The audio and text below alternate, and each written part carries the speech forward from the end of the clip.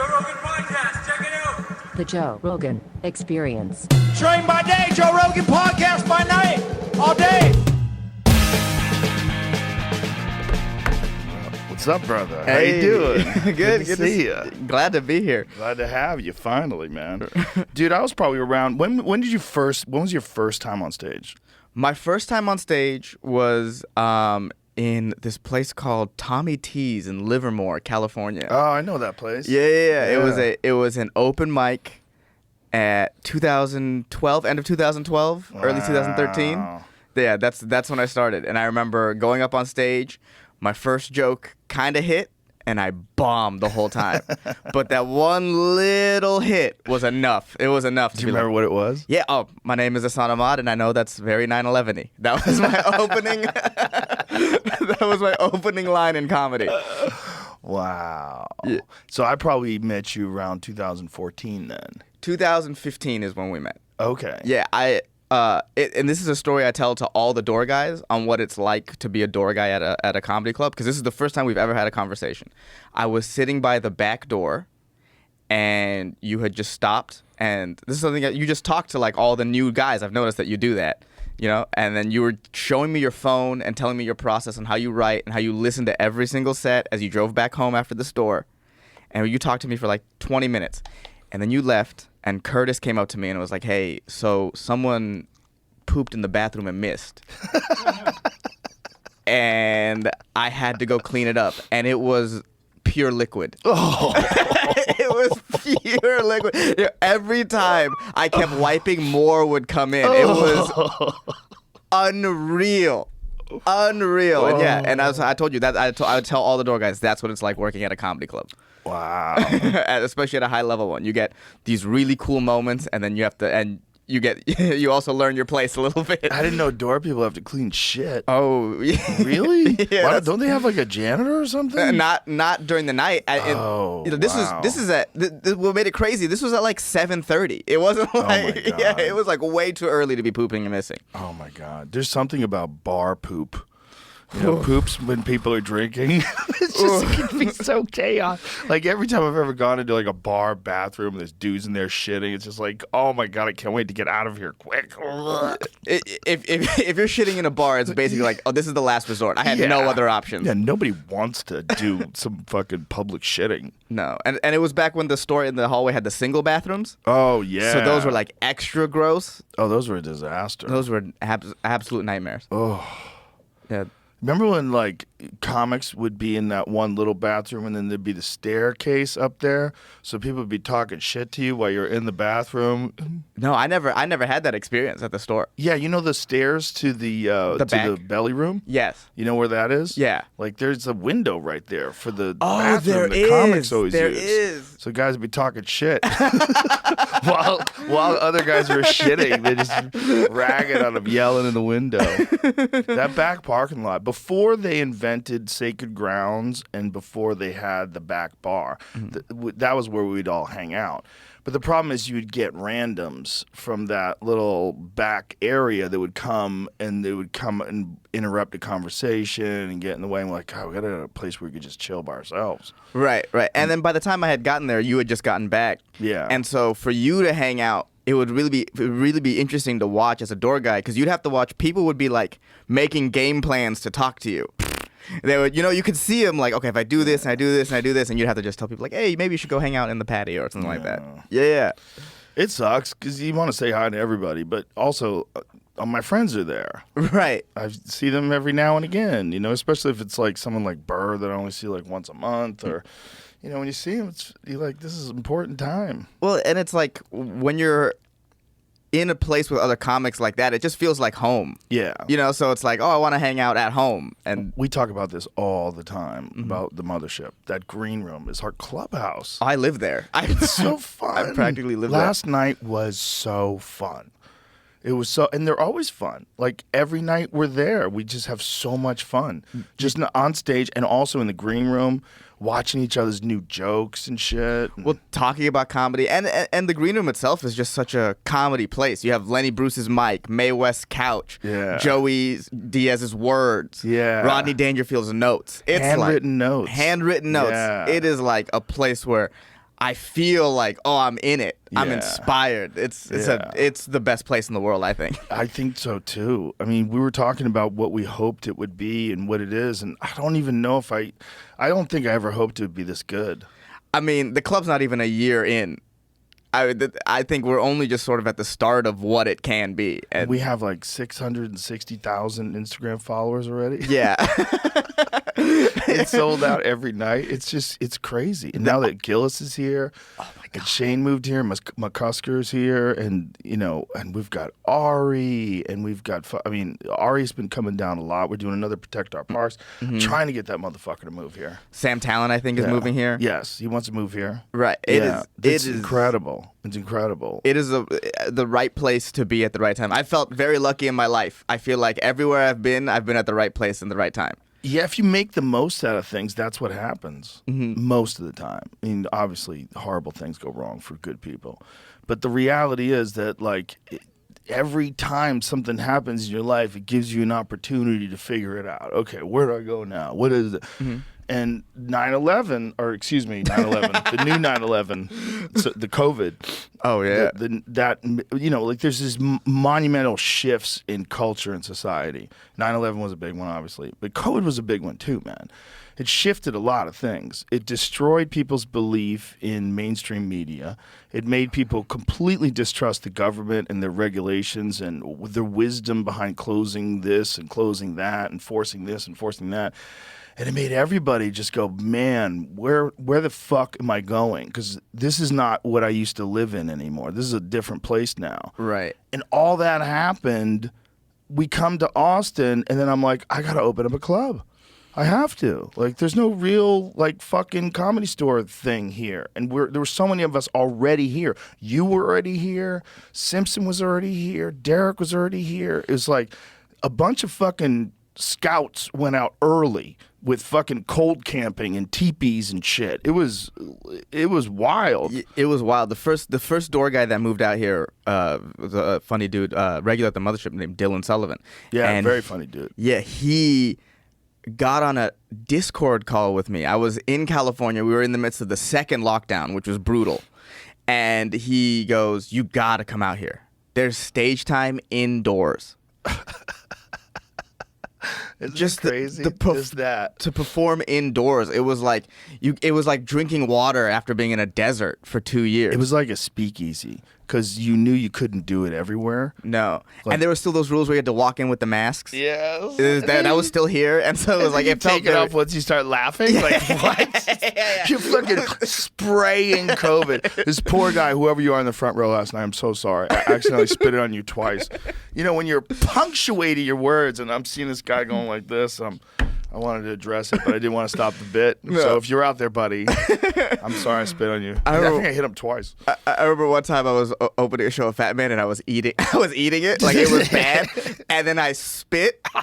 But when you're eating it, everyone's just watching you, so the whole audience sees me just spit on the guy in the front row. I've been spit on before. I've been in the front row. It's like when Joey Diaz will spit on you like crazy. This is like when someone's on stage, they don't mean to. Sorry. Right. It really means that we're into it. Yeah, we're just going hard. Right. Or bombing. And trying to save ourselves. Trying to save yourself is the saddest fucking moment of your life. There comes a point where you have to be like, all right, I'm not going to ask what they do for work. I'm just going to live in the bomb. I'm just going to live in it. I deserve this. Well, you need a bunch of bombs to figure out how to bomb. And I've seen some people pull out of bombs. That's some of the most impressive shit of all time. When someone starts bombing and then they hit and then they get their confidence back and then they got a banger and then everybody, okay, maybe that first joke sucked, but we're on board now. It's a really good feeling, especially because I open all these shows, right, is that when I get on stage and that first joke doesn't hit and then it's like, ooh, all right, I'm going to stay in the pocket and I'm going to figure this out. Yeah. And by the end of it, you're like, this is going to be a good show. Well, that's a great feeling. Most certainly you have the hardest job. The hardest job is when the audience is cold. That's the hardest job. The easiest job is like second or third. And then the second hardest job is going on last. Right. But the hardest job is most certainly going on first. Well, some of them too, especially your show specifically. A lot of them are here from the podcast, and they Yeah. don't know stand up like that. So they'll come, and they'll look at you like, "Wait, you're not a podcast. Joe's not talking to you." Oh no, really? they have that vibe to them sometimes. They have to be like, "No, this is what it is." Oh, I used to get that on Fear Factor. People come to see me because they recognize me from Fear Factor, And they're and like- they want, I love that guy. That show's great. And Yeah. then they'd go, and I'd be talking about the pyramids being built and shit. And they'd be like, "There's no animal dicks. Where are the Yeah, like, animal what dicks?" is this guy talking about? And then I'd make fun of Fear Factor too, but that was, it was like that show. When I think about it today, like, what the fuck were they thinking? It was a thing. It was a real. I remember I was sitting down with my parents, and we would watch Fear Factor. That would Yeah. be a family thing. Yeah, I never watched it. Well, it's I watched it once and I threw up at home. really. Yeah, I never threw up on the show. Yeah, that seems weird. I threw up at home once because I didn't expect to be so grossed out. I wasn't prepared. I guess like on the show, I was always prepared to not throw up. Right. So And there's no this- close-up angles when you're there, right? This lady was eating worms, and she threw it up back in her glass, and then started eating it again. And I went, I just ran to the sink and threw up. Oh, that's a level of competitiveness that I don't know if I have. Oh man, people would go for it. They would fucking go for it. Worms are rough because worms are filled with dirt because they eat dirt. So you're eating dirt and mushiness. It's fucking gross. What was it again? It was a cash prize at the end. What was it? Yeah, but you had a lot of people were going to eat some dick and never get a cash prize. Right. That's the problem. It's like one person is getting the money. But you also you had it like Michael Yo took it and became a comedian. He was on Fear Factor? Michael Yo was on episode 1, season 1 of Fear Factor. No way. Yes. And That's he was just crazy. figuring his life out. He was a young guy. He was really jacked back then. He was a big dude. And fucking super nice guy. And we stayed friends. And then he became a DJ. And I knew he did a morning radio show for a while. And then he starts doing stand up. And then he comes to LA. I'm like, dude, you actually did it. You're an actual professional. He's got specials. He's a real headliner. I'm like, fuck yeah, man. Right, he sells out. Yeah. and knowing him from like episode 1 of Fear Factor is crazy. That's Michael. That's me and Michael Yo. Back in the holy day, son. shit. Episode 1. Damn. Bro, I still had the wallet chain back then. I still had hair. Yeah, I was gonna say the hair. Look at the that. hairline's going. When did you shave it? I gave up, I think, in 2011.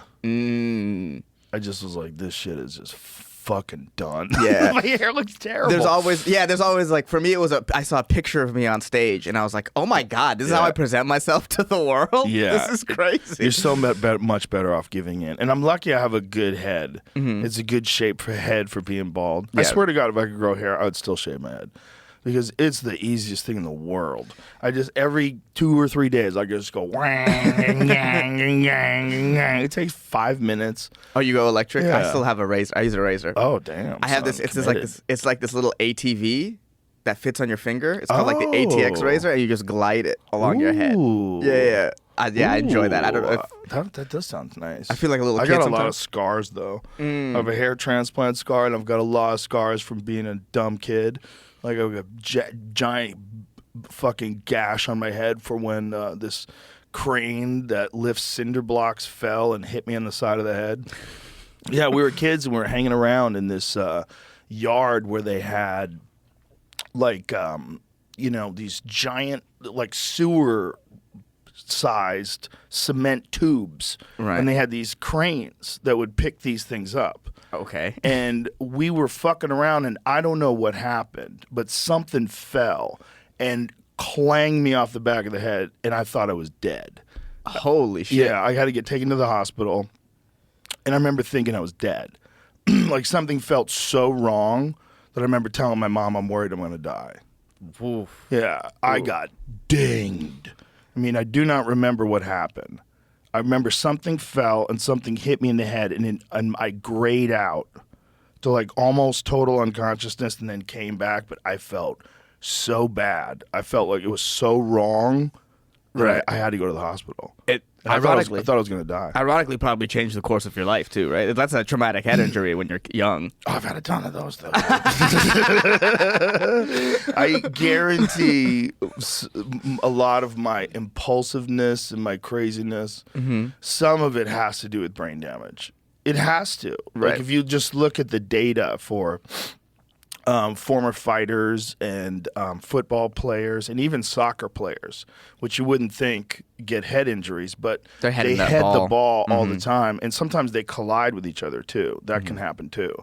You know, I've had head injuries from collisions in jiu-jitsu, just accidental collisions. Like, someone will knee you in the face accidentally and fucking ring your bell. And, Right. and guys who've got knocked out in the gym totally accidentally.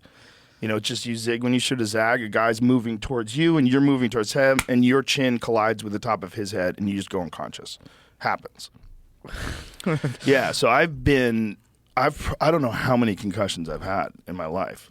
Oh, really? I have no idea. Like, from the time I was 15 till I was 21, I sparred a lot. I did a lot of sparring. And when I really started getting fucked up was when I started kickboxing sparring. Because I wasn't good at boxing. I was a good kicker because I was like a Taekwondo champion. And then I went into kickboxing. I'm like, oh my God, these guys are fucking me up. I was getting beat up by like Are you good taking boxers. like kicks to the face? No, No? I'd fuck them up with kicks. Okay. If I get in kick distance, I was much better than them. but But if they the got thing close with to you. kickboxing is there's boxing involved, and my boxing was terrible. I was just learning boxing.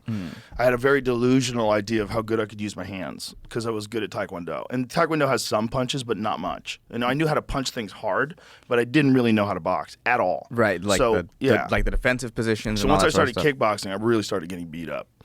And I went through a couple of years from like, I think I started in like 19, I started transitioning into kickboxing. And from 19 to 21 was when I did like most of my really hard sparring. And those were horrible days where I'd be sitting in my apartment. Okay, I'm 20 years old. I'm completely broke. I deliver newspapers in the morning, and I work for a private investigator in the afternoon. You work for a private investigator? I guess I was 21 by then. So were you like tracking Yes. like husbands cheating on wives pretty It much? was mostly insurance scams. Okay. Most of that was insurance scams. Okay. Most of it was people would say that they got a back injury and they couldn't work, so they were getting money, but then they would go and work another job. and then you're following them around. Yeah, Okay. it's like a lot of dumb people. Right.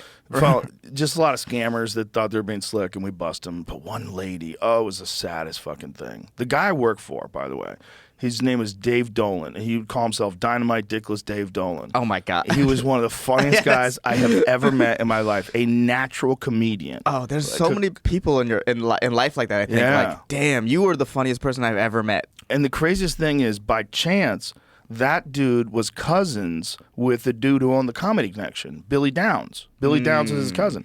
So I found an ad for a private investigator's assistant. I was trying to figure out jobs that I could do to make money while I was trying to do stand-up.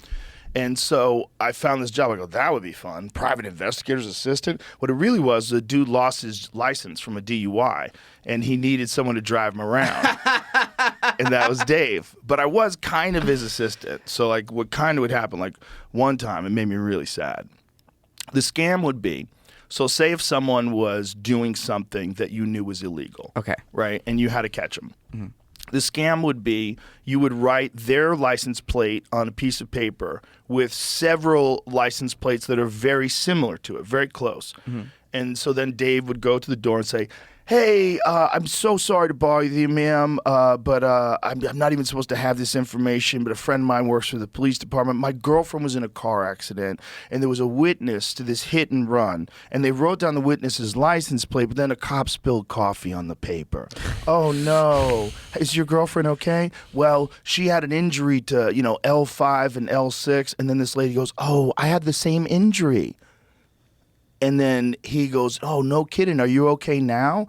And she goes, yes. Well, I got, I got the insurance, right? And he goes, oh, you're getting compensated for it? She says, yes. And I also work another job.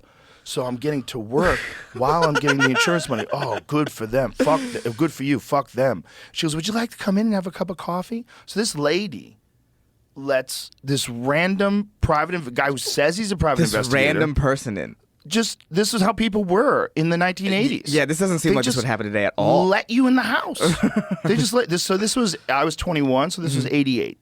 So this lady just let us into the house. So we sit down in her kitchen. She's so nice. She makes us coffee, and she starts telling about how she's working for the airlines, and she got hurt, but then she filed an insurance claim, and now she's working under her maiden name.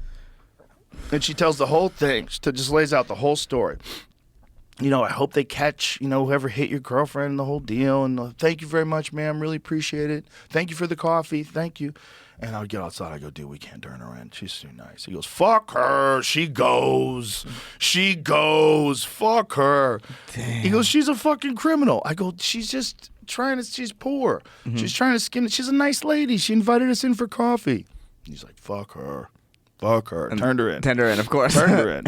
Insurance companies are ruthless. Oh, well, I guess that's his job. And Right. she was kind of a criminal. But it's like people think that when people don't have anything in life, they just fucking never really get ahead. They're always bill to bill, check to check, barely getting by. And then you have this opportunity where you could work and still get the insurance companies, fuck them. Oh, the big company, the airline, fuck them. You just figure out, just get a little money on the side. Right. I'm using my maiden name. Who's gonna catch me? Right. I don't mind the grift. It's like, hey, get your money, but you can't just be telling random people that. I know, and letting us in her house. That's so wild. And it's just so funny. I was thinking like, wow, that would never happen today. But like now we would just the same person would tell some random person in DM. Yeah. It's like people will find a way to let people in. That made me sad. But most of the time it was busting dudes. And most of the time it was busting dudes who were pretending they had a bad back. And then you'd watch them carry a load of shingles on the ladder. They were working as roofers on the side. Like, we busted a lot of dudes. One guy he busted, his girlfriend she's having an affair with a bodybuilder. Okay. And this guy wanted Dave to get pictures. So Dave had to get pictures of this bodybuilder banging this girl. And so he gets the pictures. He's like, look, buddy, she's cheating on you. And he's like, okay, I want you to follow her and get more pictures. He goes, listen, you fucking freak. Yeah, was he getting off on the pictures? It was something about it. And he goes, I told the guy, listen, you fucking freak. You wanted me to get pictures. I got your pictures. We're done. We're done. I'm not going to be your fucking pornographer for cuck porn. Yeah, the whole thing felt set up. But Dave was so funny, man. Like, some of the best times I had was driving that guy around and doing this. Because also we'd be really tired because a lot of it you'd have to do it really early in the morning because you'd have to catch these folks before they go to work. Yes, so you got to get outside their house, down the street at like 4:30 a.m. because they leave at like 5:30 and they go to some construction job or something. So you have to bust them. Damn. And so we'd be just sitting there talking shit, drinking coffee, and he was so funny. And he would tell me about a story. He just quit drinking like that. He got in a car accident in a tunnel, I think, and he had abandoned his car. And he took off, and the cops got him. They hit him with a DUI. He couldn't drive for X amount of months, the whole deal. And then he just said, that was it. I realized I got to stop drinking right then and there. He never went to a program. He didn't do Alcoholics Anonymous. He just pure quit. will. Dude was so funny, man. And I told him, I go, why don't you do stand-up? Like, your cousin owns the comedy club. Just do an open mic night. He was not interested. No, Not interested. this is something that you have to want to do. Yeah, you got to want it. You really got to want it because it's so brutal if you don't. Yeah. You see some people like going through the motions and it's like, don't do this to yourself. Well, it's not a thing you can kind of half in, half out. And we've seen that a bunch of times. Right. Yeah, you have to be fully in. Yeah. I remember thinking, just like podcasts early on in my career, being like, hearing everyone be like, no backup plan, just go all in. And I remember like telling my parents who, trying to figure out like, what the fuck are you doing? Yeah. Why are you doing this? And then they were like, at least go to like grad school and get, and so you have something to fall back on. And I was like, I can't have a backup plan. Well, one of the things we really wanted to do when we started the mothership, and you and I talked about this, we all talked about this, was have a real program, like a real solid open mic program. And the best way to do that is obviously have a lot of open mic time. So there's 2 nights a week. Right. Every Sunday and every Monday we have open mic where anybody can go on stage and try it. Right. And you're going to be able to see all the different levels. People have been doing open mics for 4 months, 6 months, folks who've been doing it a year, guys who are coming in that are pros that are going to drop in and do a set, and you're getting to see the door people do their sets. And the door people here are what I love about the people here in Austin is that you don't run into the sort of people in LA you would run into that like they're just really doing this to become a writer, or they're just really doing this to become an actor, right? So this is just something that the door people here like want to be stand-up comedians. Yeah, they're fans of the art form. They're fans of the art form, and they are taking this opportunity, and they're the amount that they're improving that I can see is incredible. I'll look at some of the door guys and be like, I wasn't like that at 5 years in. Yeah. I wasn't doing that. Well, we all feed off of each other, and we were talking about Shane moving into town the other night, and you guys were talking about his new half hour, and like you Fantastic. and Tony had the same reaction. You went back home and you started writing. Immediately Yeah. started writing. I went to Wisconsin recently, and I took one of the door guys, CJ Landry, with me. And one of the reasons I took him with me is I did a random show with him in Dallas. Like, this is last year at 12:30. Just a horrible show at like midnight. And he buried me. Really? He buried me. And I was like, oh, when I get the chance, you're going to go on the road with me because I have to follow this. I wasn't expecting it. I'm in there all cocky. I've been doing it so long. And then I was like, I got buried by a door guy. Oh, I gotta, it's like the energy around the place. Like when Shane was there, the energy of just like everyone was just like, this is awesome. We can get to watch the best. We can all become better. Yeah. Just last night, I was walking into Little Boy, and there's a door guy in there named Fuzzy. And I was like, hey, Fuzzy, how you doing? And he goes, oh, I have the best life of all time. And this is a door guy who's taking out trash. Yeah. He's taking out trash. He lived in his car a little while ago. And he's like, this is the place. It is. You can feel the energy there. It's Yeah, you can feel it. And we're feeding off each other. Everyone's better. Everyone's better. Everyone's better. We're all better. And there's no one's like competing for like, oh, there's only two sitcom the place where I can Right. get a sitcom. Yeah. Everyone. What's nice is that you look up and you see the top of this. You see you, Shane, Tony, and you see that everyone is just doing what they want to do. Yeah. And there is no like you succeeding doesn't take away from someone else succeeding. Right. So it's this mindset that everyone has, just like, oh, she's winning. Yeah. That's awesome. I can win. Oh, he's doing that. Yeah. Fuck yeah. That means that there's whatever there is for me. Like it's the positivity, and it's like, Yeah. and it is like, oh, and these people are coming. You gotta write. You gotta, because Yeah. nobody's slowing down. Nobody's slowing down. Nobody is slowing Nobody's down. slowing down. And everyone's inspired. Everyone's inspired, and the Yeah. stage time you get in Yeah. the city is incredible. Yeah. Outside the mothership, you go to Red Bands Club, you go to Vulcan, you go to East Austin Comedy Club, you go to Creek in the Cave. There's this new room on 5th Street Underground called Black Rabbit.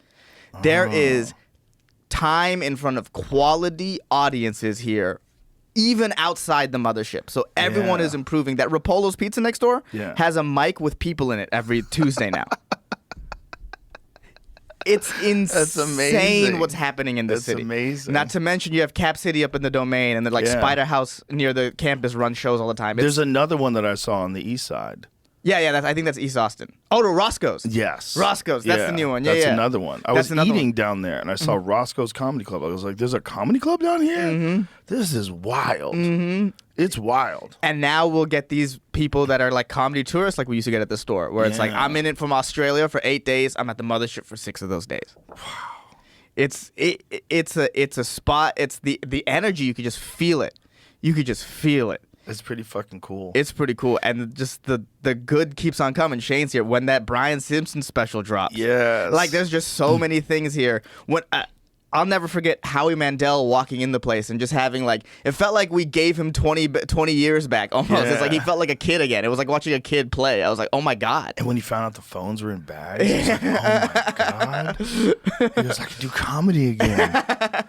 He's funny, man. He was great. He was very funny. He was great. It was great. It's just great to see. It's great to see everyone come through here and be like, oh, I see what this is. Yeah. I get what this is. Yeah. Yeah, we did it. It's It's so funny because crazy. it was when we were all talking about it, we were in the green room of the Vulcan, talking about how to build it, what we were going to do. It all seemed like, is this really gonna happen? Right. You know, I could tell like some people were skeptical. Right. I mean, you would hear all the time people being like, "They're not gonna make the club. What are you doing out there? Yeah. They're not gonna make the club." And I always viewed it as a low risk, high reward move, because so right before the pandemic hit is when I went full time. Pandemic hit, obviously not going out, so I moved back in with my parents. I'm living there because I'm not paying LA prices if I'm not gonna do anything on stage. And then they live in the Bay Area. I was doing outdoor shows. Dylan hits me up, "Hey, you got to move." Derek, Jeffrey Berner also had moved here before me. They're like, "You got to come." So I stayed in their place for a little bit, 2 weeks, and I was like, "Oh, I got to come. I got to come." Because at the worst, I come out here and get stage time in front of people. Yeah. At the worst. When you first came here, was I even talking about opening a club yet? Yes. So for me, what made it real that you were opening the club is that I heard Adam and Curtis were coming over, and I was like, "Oh, he's serious about opening the club."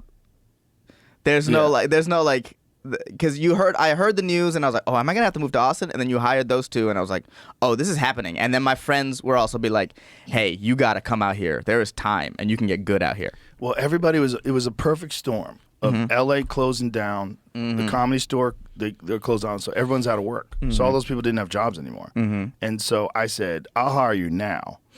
And you don't have a job for like a year and a half, but you start getting paid immediately.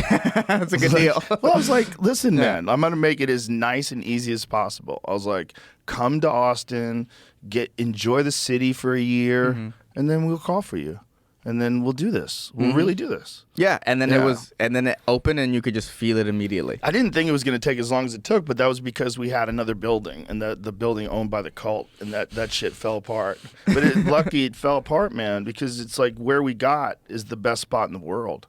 That 6th Street is like no other place, man. It's just hopping with people. They close it down to car traffic, and there's just people walking on the streets, and the energy is crazy. Right. The energy at 6th Street is nuts. It is wild. But it helps the show, man. It's like there's so much wild shit going on outside that when you there's live music playing everywhere. There's like a feeling in the air. And then you go to the club and it's rocking. It's like, oh shit, this is the spot. Yeah, it just feels like a place that's it just connected with everything. It's just different than any other place we've ever been to. But it's also the only place that I've ever worked at where a comic ran it. Like a comic built it, and they built it just for comedy. There's no business partners or fucking, weird money people that want you to charge more for that or pay the comics less or make our own rules. It's what you talk. It's what they talk about at the stores of like a comics playground. It's an artist playground. Like here, you can like take chances. You can really like be free artistically. What I like about sort of theory I have is because I started in San Diego, which is a pretty red city in a blue state, and now we're in a blue city in a red state. Like that's sort of the best mix for comedy. Yeah, you get all sorts of people. All across the spectrum, and that's like this is what America really is. There's people who believe this, people who believe this. They're all in one place. Can you make all of them laugh at once? Yeah. It's also people that recognize there's a new scene here. So there's like this energy to that, and they want to come experience it. Right. Because there really haven't been, like Austin had a scene. It had a small scene. There was always some good comics that came out of Austin. Because like Hicks was here for a while, and there's like a history of good comedy out of Austin, but it didn't have like a community like we have now. There's nothing like it, where all these world-class comedians had moved to a city. Right. That never really happened before. It just kind of became an A city. I mean, the only time it really happened, I feel like, is when Carson moved to L.A. Well, I bet L.A. had comics already, though, no? I mean, I'd imagine so, but then you hear, like, I guess my view is the view of the Comedy Store's history, but, all these people all these high-level comics came from New York, right? It's like when Letterman, Carlson Leno. Moved to LA? Yeah. Really? I think the Tonight Show being in L.A. was a big monumental shift in people being like, oh, let me come here. Well, that was back in the time where a spot on the Tonight Show could make your career. Right. Like, that's when I first saw Richard Jeni. I was like, wow, who's this guy? He did a spot on the Tonight Show. And you would get these, like, 5 to 7 minute spots, and guys would prep forever for that spot. They just wanted that one. There was some guys that only had, like, one killer 7 minutes. because their whole idea was just get on Letterman, Mm-hmm. get on the Tonight Show, get on something, and that was like your career move back then. This is pre HBO comedy hours. This is pre everything. Yeah, You know? I remember reading stories about like, oh, Freddie Prinze got called over to the couch on his first time. That never happens to anybody. Well, also you got to remember, what were the numbers back then for the Tonight Show? Oh, that must have been massive, right? There's only one of 4 shows you can watch at the time. Right. What were the what was the average Tonight Show ratings in 1978? See if you can find that. Yeah, that's I bet it's nuts. It's got to be in the tens of millions, right? Yeah, it has to I be. want to think like 25 million. And again, this is at 11 p.m. at night too. Right, So people are kind of tired and they're laying in bed. And it's Johnny Carson. He was the king. right. With his desk, they all did the same thing. The desk and the chair. It doesn't make any sense. Like, why do you have a desk? Are you doing work? Like, it's so weird. You have a desk, but everybody had a desk. Everyone it's had like, a desk, yeah. I guess it was like Jack Parr who started it out. It was Steve Allen or Jack Parr, whoever was the first one, because there was Tonight Show guys before Johnny Carson, Right. and whoever it was, they had a desk. Because like back then, if you were the boss, you sat behind the desk. Would the Ed Sullivan Show fall in this sort of world? What was that?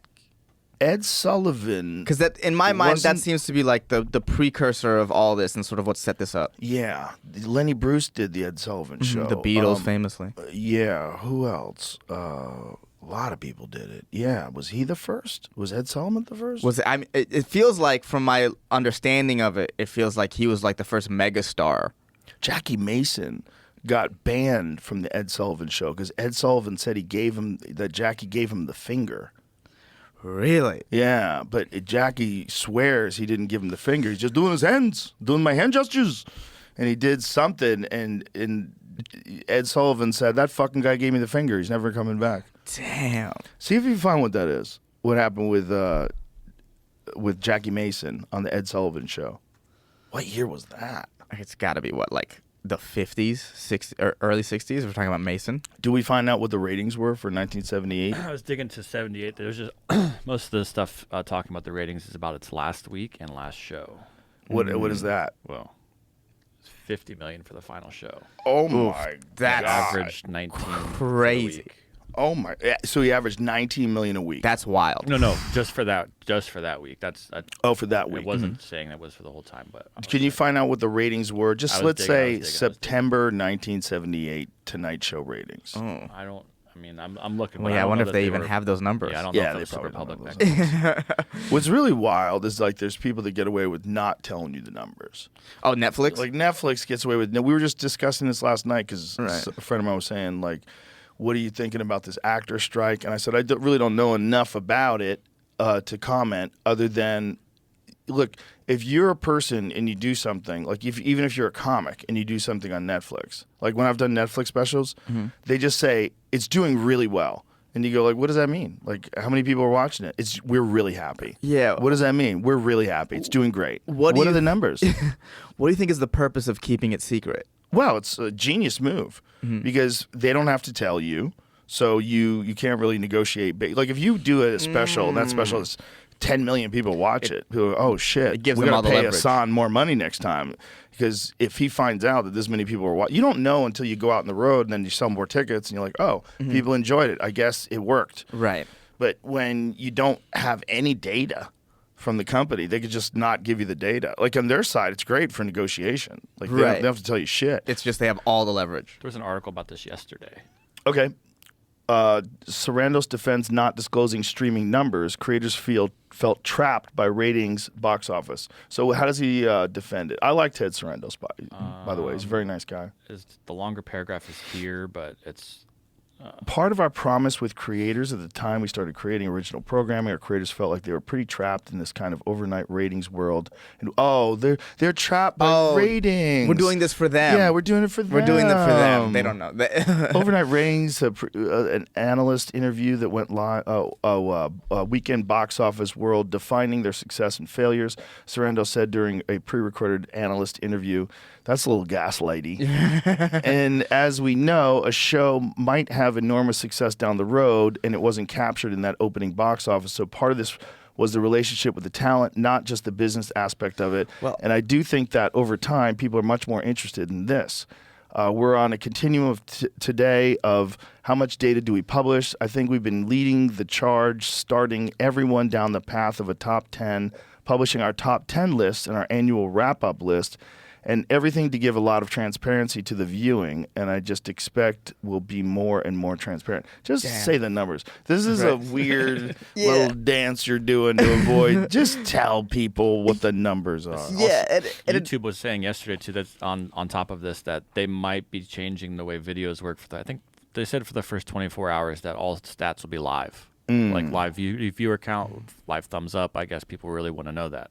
Sounds opposite of what he was just saying. Yeah, and it does that's seem what like people want. They want to know what's successful and what's not. it does seem interesting that he says that, like, oh, we have, a show might do better as time goes on, and the initial box office numbers might not reflect that. But it's like but then you're also canceling all these shows the time they get the second and third season. Yeah, shut up. Right? So it's like it just there's no it doesn't lend that credibility. No, we're what he's doing saying. it for the creators. Right. Guys, we love you. Right. We love you. We're doing it for you. Yeah. Yeah, this seems like a very abusive relationship. So I would imagine that has something to do with, I think if you were an actor and you were a star of a Netflix movie and it was fucking huge, you would want to know what the numbers are. Right. That's got to be part of their, I don't know, is that part of what they're asking for? I know it's streaming revenue. I think that was one of the things I asked you. This is one of the things. There's like the AI characters too. Yes. That's a big part of this because SAG's still in strike, right? I believe so, yes. So I think the AI thing was, there was one contract that, I don't know if it was actually someone actually trying to get people to sign it or if it was just being discussed, where they would pay the extra, like an extra would be on the set, And then they own their digital image. They could use it forever. So they could put you in the background of the fucking Hulk movie. They could put you in the background of it. So you get, like conspiracy theorists believe they're crisis actors. They show up at every mass shooting and start talking about something, and it's bullshit. Like this is the most evil of conspiracy theories, right? Right. But this crisis actor thing. Imagine if you just start seeing like AI people in every fucking movie, every disaster movie. You see that same guy. Yeah. Like that's that dude. Yeah. And It's that like dude probably got paid $200. It's like the Wilhelm scream, but with like people's faces. Right. Yeah, right, that's what it'll be right. like. Oh, if it's a disaster scene, this guy's in it. Well, maybe they'll be able to morph your image, give you a mustache, fake nose. Yeah, I'm sure they can. You can tweak your face. I mean, they could face swap you with different extras. They could do all kinds of stuff. Oh yeah, for sure. What they can do? Did you see the Unreal 5 video game engine? Yeah, the car on fire. Car on fire. Jamie, see if you could play that. Someone said, I forget the tweet, but it was something along the lines of, you're not going to be able to ever know what's real again. No, and if it feels this way looking at the news with what's going on over in Israel and Palestine, it's like, what am I seeing? How much of this is real? How much, like the propaganda on top of that, the like shitty reporting. It's like it's so interesting that we have phones and we have the access to information constantly, and now we just know if none of that information is true. Well, we just know quickly what actually happened if you're online and paying attention, and the mainstream news is so far behind that. Right. Coleman Hughes was on yesterday. He was saying that the original narrative was that Israel bombed a hospital in Gaza. Right. What actually happened was another Islamic terrorist group launched a missile. It failed, and it landed in the parking lot of the hospital. So this is fake. This is the Unreal 5 engine. You see a car on fire, and then they have a little video thing pop through it. Just the car is fake. The rest of the video should be real. So they inserted a car into a real scene. Is that what they did? But Yes. no one really knows though, honestly, because Unreal Engine looks so fucking good. There's been a new video of the 5.3, and it looks. But I could imagine that's all the video engine. Why would you think it that? could be? But like right there, that person walking in the background, Yeah, but you could do that. you could. Well, that would be easy because they're not even in focus. That would be so easy in comparison to this car that's in focus. It's just I've watched a lot of it. I just don't. I think that all they did was add that. Okay. Just saying. Well, you might be right, but either way, look how good that car on fire Yeah, looks. I mean it looks fucking incredible. very real. And look how the flames vary. Like the flames vary like an actual flame would. It's not like sometimes you'll watch like digital flames. They do the same pattern Right. over and over and over again. But this just looks like real fucking fire. There's a level is of randomness. reacting It's to this reacting thing, to the too. thing in it. Yeah. It's nuts, man. Yeah, the thing is making the smoke move. Motherfucker, dude. They're so good now. You're not going to have any idea. No, you can't tell. You can't tell what's real at all anymore. And I think it was in 2015 they passed a law that allowed the CIA to use propaganda on citizens for the greater good of the nation. Yeah, no, there was something like that. I mean, that's always been a thing, though. It's funny that they needed Right. to pass a law. Well, now they can't get arrested for it, or no one can get in trouble for it. Yeah, I guess. I mean, but no one was really getting in trouble for it. No one was really getting in trouble. Yeah, it's like I mean, they killed the president allegedly. right. It's more like them dotting their I's and crossing their T's. Yeah. Like, let's just make sure that What no is one. that law, Jamie? I was just looking it up. I just stumbled across an article from the New York Times, 1977. Worldwide propaganda network built by the CIA. Oh, I can't even imagine. 1977. I can't find the article really, but it's. It's showing so hard to know what's real and what's not real. I think that's like what we talked about with the shift in COVID, what it really caused. It's like now I'm just suspicious of everything. Of everything. Everything I read, I'm like, what's that? Yeah. What angle is it coming from? Who's funding this? Exactly. And it didn't used to be that So way. this is man. what comes up about what we were just talking about, though. Obama did not sign a law allowing propaganda in the U.S. Okay, so here's the claim. Former President Barack Obama signed a law in 2012 allowing government propaganda in the U.S. and making it perfectly legal for the media to purposely lie to the American people. AP's assessment, false. In 2013, Obama signed legislation that changed the U.S. Information and Education Exchange Act of 1948, also known as the Smith-Mundt Act. The amendment made it possible for some materials created by the U.S. Agency for Global Media, the nation's foreign broadcasting agency, to be disseminated in the U.S. The facts: a post circulating on Facebook with a photo of Obama falsely states that he repealed a ban on government propaganda in the U.S. when he signed the National Defense Authorization Act in 2013. The amendment did not repeal the Smith-Mundt Act, but rather lifted some restrictions on the domestic dissemination of government-funded media. Okay. Government-funded media, though, you're getting close to propaganda, right? Okay, so here. The change essentially eased restrictions for Americans who wanted to access government-funded media. We're doing it for you. Did Ted Sarandos write this? We're making it easier for you to access it. The change essentially eased restrictions for Americans who wanted to access government-funded media content. Because, most Americans really want to access government-funded media content. I can't think of anything better. Would I rather watch Game of Thrones or government-funded media content? I think I'd go. Allowing media produced by the U.S. Agency for Global Media, such as the Voice of America, Radio Free Europe, Radio Liberty, to be made available to Americans upon request. It was not possible before the law was changed. Even upon request, if I wanted to get it through the Freedom of Information Act, for instance, they couldn't do it. The amendment changed that, says Gabe Rotman, director of the Reporters Committee's Technology and Press Freedom Project. Boy, whenever someone puts freedom in their project, I'm like, I don't trust anything of that. Yeah, bullshit, son. Is it Patriot Freedom? The Patriot Act. I just think it's so funny that like government-funded media was behind some sort of wall to begin with. Like that's kind of interesting. Well, it says there was essentially a de facto ban on the government dissemination of materials originating from the State Department. Yeah, because we didn't trust you. Yeah. We didn't trust you to just fucking make these claims. Journalists are supposed to make these claims. Right. You're not supposed to release the news if you're the government. No, No. the journalists are supposed to go in there and find out what's actually going on. Right. And then I guess later we find out that they're really influencing these news companies anyway. Yeah. So it's like, what? It's so funny. Oh boy.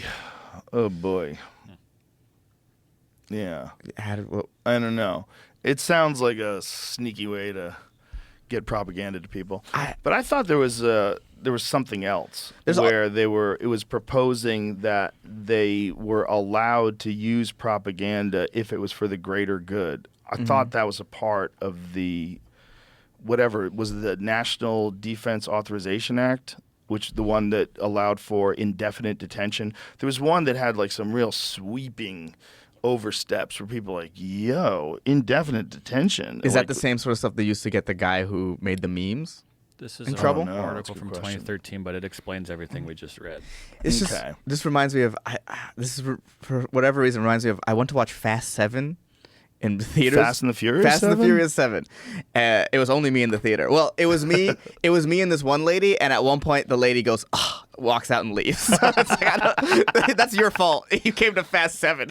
Yeah. But in it, I think it's Fast 7. There is this hacker that creates this thing that can see into every phone and see into every traffic light. It can get in, and the whole Fast and Furious crew's job is to get this hacker and get her program and give it to the U.S. military, because the U.S. military are the good guys and they need to have this.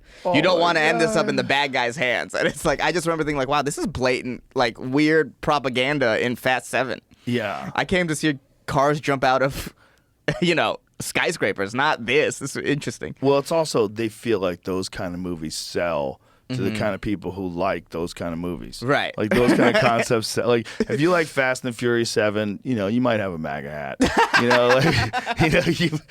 You might have a Confederate flag in your fucking den. I enjoy them because it's the closest thing to, as an adult, that same feeling I get when I was a little kid and playing with cars and like having them go on the TV and then they're on the couch and another. It's the exact same feeling. Yeah. That's why I love them. Remember when they took a car into space? Oh yeah, yeah, yeah. Oh, you mean Ludacris was driving a car in space with a steering wheel, an accelerator, everything. If I wanted to show someone the peak of America, it's Ludacris driving a car in outer space. It's like, hey, look how great we are. Let's watch that video. Look how great we are. It's This Ludacris. is our gift to the world. This is America at its base level. At its finest. Base level, at its finest. Look what we've done. This is how ridiculous we could be. And by the way, that movie probably sold 100 billion people. Oh, yeah. How many people watched that movie? I mean, they had to make 2 more after that. What we supposed to be doing? Put these old ass suits. Oh, he looks like a minion. Yeah, they're wearing scuba suits Scuba suits. while they're going into space in a car. They're in a car. They both account for pressure differential. Only thing is we may blow up like balloons just a little bit. That's the only difference. What? Oh, There's man. science in this. I love obviously. Ludacris explaining science. This movie's so good. Ready to go scuba diving in this old ass thing. Don't listen to him. We ready. Are they strapped to the rocket? I thought you was invincible. Let's see how invincible your black ass is after this. So it falls off, and now they're in a flying car. Looks like a that is DeLorean. a rocket ship. Look at this thing. Look at this fucking. This car's going into space, son. They're going into space. How can you have to watch this and be like, America's the best? How do you Look not at see this. They're going into space in a car. Wearing scuba suits. Oh man, Oh my god. janky scuba suits too. There's no way it holds the pressurization as Ludacris Yeah. said earlier. Oh my god. I can't wait to watch and see why they had to go to space. I don't remember why they. I don't think I don't remember why they had to go to space. Flat. That's weird. Oh my god, the earth is flat. That would be Fast and Furious' greatest movie ever. That would be unreal. I don't think they had the balls to do that. If they did it and said the world was flat, do you know how many people would fucking cheer? Oh yeah. There are. The I would Flat cheer. Earth movement. This is what happened with the Flat Earth movement. It took off, and then everybody went, oh, get the fuck out of here. What was I thinking? And now it seems to be back. It seems to be back and bigger than ever. There's more Flat Earth propaganda. I don't understand what the point is. Well, the point is, here's the point. The point is the government lies about everything, including space. Right.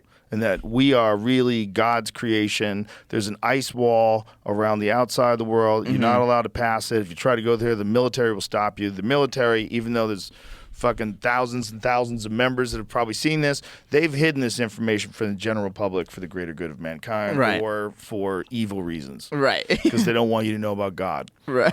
And then the stars are just bullshit, and there's a firmament, there's like a cover over the earth, and that's why we can't go into space. That's wild. It's wild. I always just thought, like, even if the Earth was flat, like, what am I gonna do? I'm just gonna still like go to Chipotle and like live my life. Like, you know what I mean? Like, I don't understand. I never understood the point of getting that hyped into it. To me, it feels like sometimes a lot of conspiracy theories is adults who realize too late that the government's always lying to them. That's what it sometimes feels like, where it's like, oh, you just kind of found out too late, so you're like, oh, they must go on the extreme of everything. Well, people love conspiracy theories because some of them are real. You know, and when you find out one's real, you're like, holy shit, they really did that? Oh my God. And then you start getting suspicious about everything, you know, and you can go down rabbit holes. Right. And you can find the thing about like a video on YouTube, for instance, is you can find someone who's like a really good narrator, who's using good words and good sentences, and they're speaking well, and they sound intelligent, and they're saying things that's just absolutely not true. Right. And it's not Sound British. No one's stepping in to prove it that it's not true. But if they were having that same conversation and they were talking to like Brian Keating, and he starts explaining to them how we know the Earth is round, how every planet we've ever observed is round, why they are round. There's a thing called Bode's Law, where you could kind of you could accurately predict based on the mass and the size of a planet where the next planet's going to be. They're all round. Yeah. The idea that we're not, Well, we we're found. special. How many planets have they found now? They started finding them, you know, as the equipment got better. But I think it was a long time before they found the first exoplanet, the first planet that was circling around a distant star. Now I think they've detected hundreds and hundreds of them. I don't even know how many they've detected. But like they're all round. Right. All of them are round. The idea that we're the only ones that isn't round. We're special. Yeah. It's not a perfect spear. They'll tell you that. It's not a perfect spear. Okay, get at it. Go around it with a ruler. Do whatever the fuck you got to do. Yeah, it's not perfect. It's like it bulges out at the side slightly, but you can't tell by looking at it, stupid. Right. It's still pretty much a circle. It's a fucking globe. right. But why would you want to think it's flat? I don't understand why that helps you to think it's flat. It's a waste of time. The mystery is in the entire thing itself. The mystery is that we are literally on an organic spaceship floating in what might be God. The universe might be God. We might be floating in God. Above us is just immense energy, nuclear explosions many times bigger than our sun, surrounded by planets and fucking black holes and dark matter. It is wild up there. And you're concentrating on the shape of Earth. Right. It's such a waste of time. And this idea that there's some great conspiracy to protect people from it or to keep that information, because if we knew that God was real, we would no. Right. I know it's fun. I know it's fun to believe that, but this motherfucker is round. It doesn't mean there's no God. It doesn't mean God didn't create it. No, because really no one knows. No one knows if the devil's real. It's all speculation, right? Yeah, we're all just doing our best guess. Well, it definitely feels like there's definitely feels like there's something more. Whatever this is, whatever like the energy that we share with each other, there's definitely some sort of spirituality in this world that you have to sort of let in. I think there's something to the energy that you, and I've had this in the isolation tank. I've had it in psychedelic experiences. There's moments where you reach a state where you understand that your experiences with people, all the things you do in life, is energy. And there's good energy and there's negative energy. And the more negative energy you put out, that ripples. It creates more negative energy, creates more problems. More like people that want to start arguments and fights with people that want to, like God damn, man. Like, I know you're probably frustrated in your life and you think that's part of your personality to be blunt, but every time someone does that, it ripples out. That person feels negative about people, then they're always taking it in their mind, oh, sometimes people can be douchebags. And then it's just going to create more issues in your life, in the lives of the people that you run into. But if you can find a way to recognize that and shift it, then you could do the opposite. And the more positive you put out and the more positive conversations, the positive interactions you have with people, then they have more positive ones. And then everybody from that, it ripples out in a good way. Right. It's very much you get out what you put in. There's some weird thing where we are all connected. And it's not just by your experiences. It's not just, there's energy that we're giving each other. There's something that, in some way that's hereto unseen. We're experiencing each other in an unmeasurable way. Right. And we have a profound effect. We have the energy you bring into the room. You see it at a club all the time. 100%. If the first point of contact they meet, whoever bags their phone, is having a rough day, and they let that rough day come out of them. The shows going forward will not be as good because their first point of contact is someone who is not in a good space. Yes. And they take that space with them and bring it to their seat. Yes. Like it's all those sort of things, like the small little things matter in a comedy show. 100%. Where it's like, yeah, it's the way they seat the room sometimes fucks with the energy if they seat it poorly, and it's like all that stuff matters. Like you can't seat people, like you have to seat them close and next to each other all the way through. That builds energy. If you seat people randomly, then the show has no cohesive feel to it. It's very interesting. Yeah. It's well, and also like the camaraderie at the club. That's all very contagious too. The camaraderie and the friendship and the support and how everybody's very cool and very complimentary. And there isn't that weird fucking competitive energy that you used to get, particularly in the 90s, man. When I first came to the store, it was so dog eat dog. Because everybody was trying to get on a sitcom. And if you and I both went on an audition for a sitcom and you got it, I would be like, God damn it. Now his life has changed. I see you on TV Guide now. This motherfucker, like he's living the good life. And I'm over here grinding at 11:30 sets. Yeah, trying to get someone to look at me. Yeah, in front of 50 people. I can't get an agent. Fuck! You know? And so there was this like hyper competitiveness amongst comedians where people, and it's all the bad mindsets. They had this idea that somehow or another, if you got something and it was good for you, it was somehow or another taking away from my success. It's really stupid. But it was all because of the fact that everybody was clamoring for a tiny amount of jobs. Well, it seemed like back then the industry held the keys. They did. Yeah, they really held the keys, and now it doesn't feel like that at all.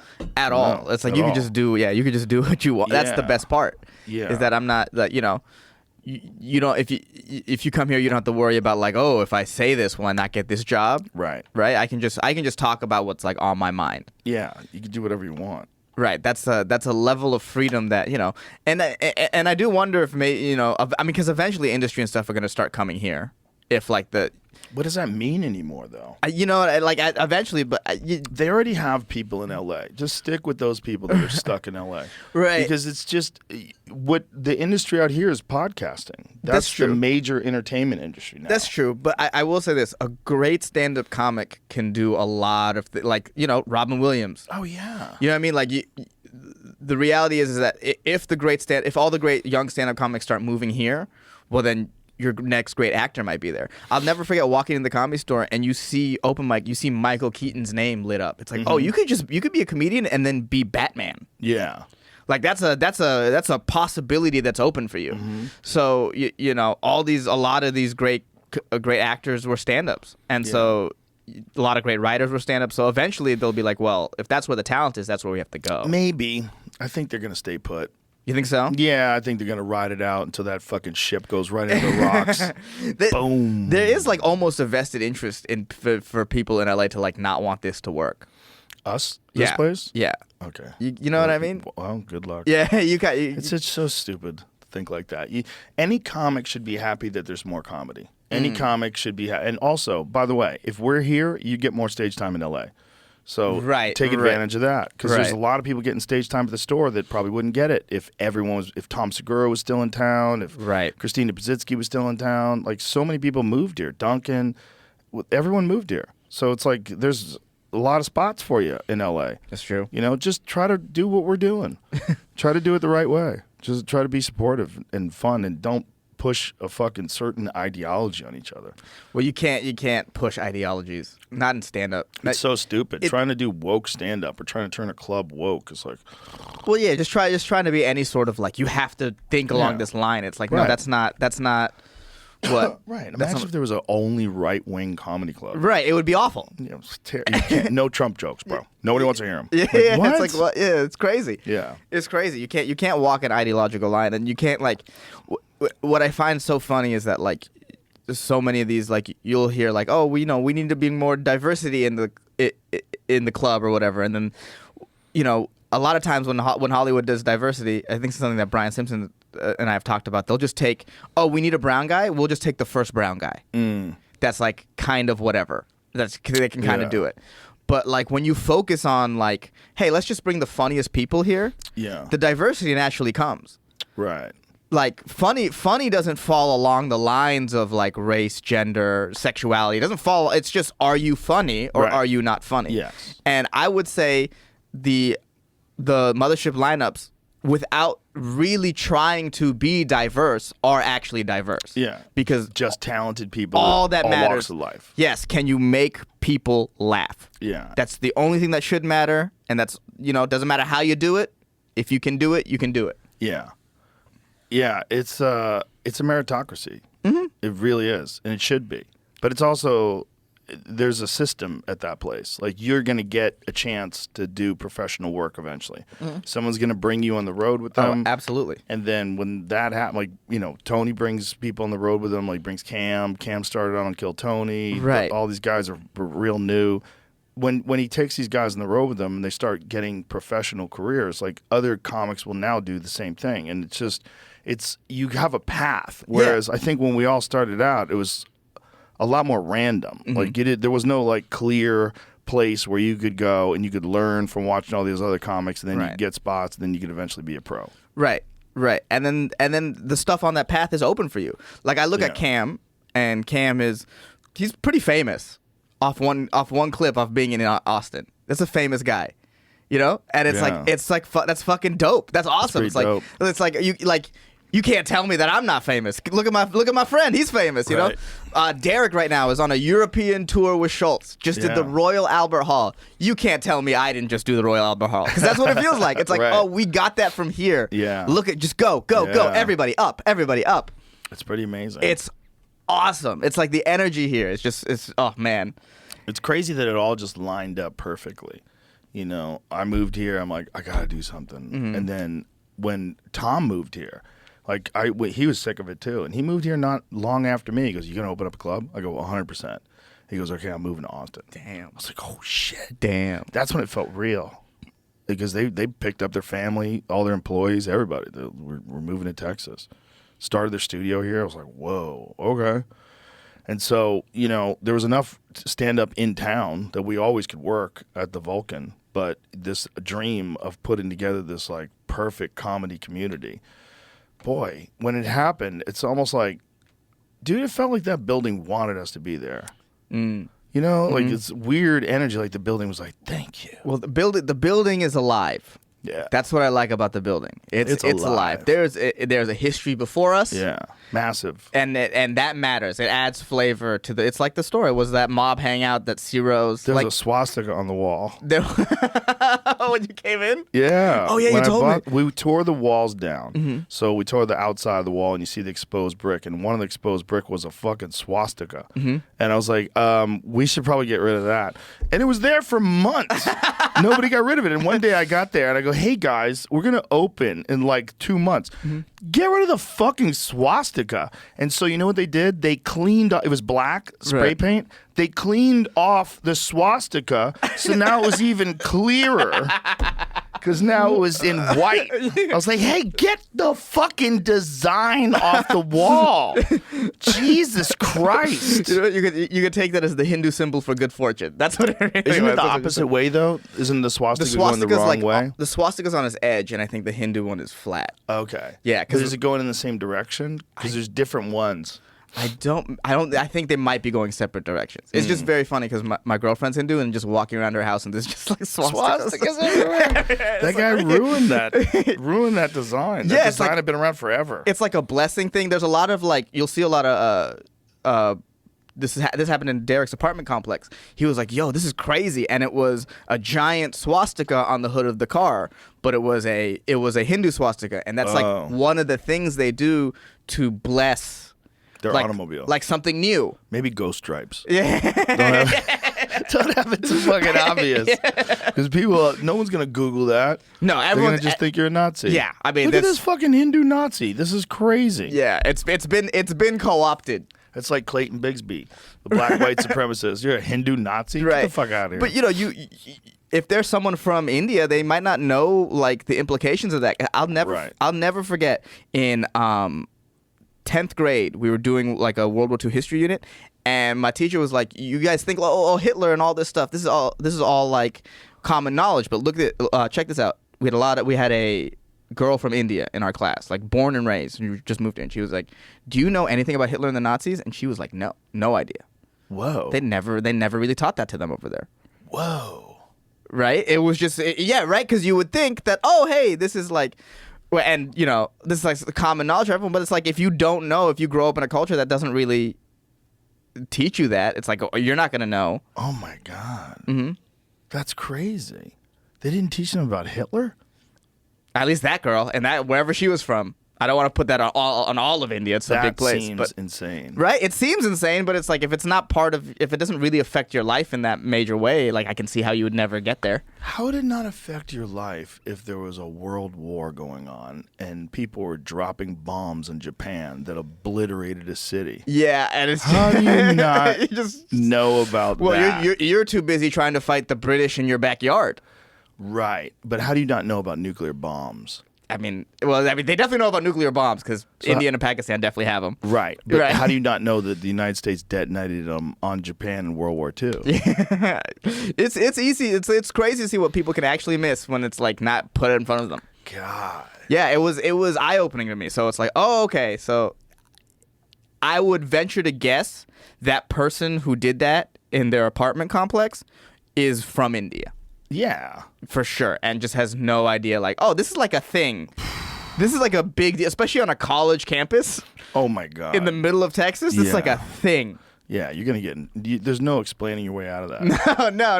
You don't It's get. like if you like the Hitler mustache, Right. you can't wear that mustache. There's no benefit of the doubt there. You don't get that like right away. Isn't it wild? That guy killed that mustache forever. Yeah, it really did. It's over.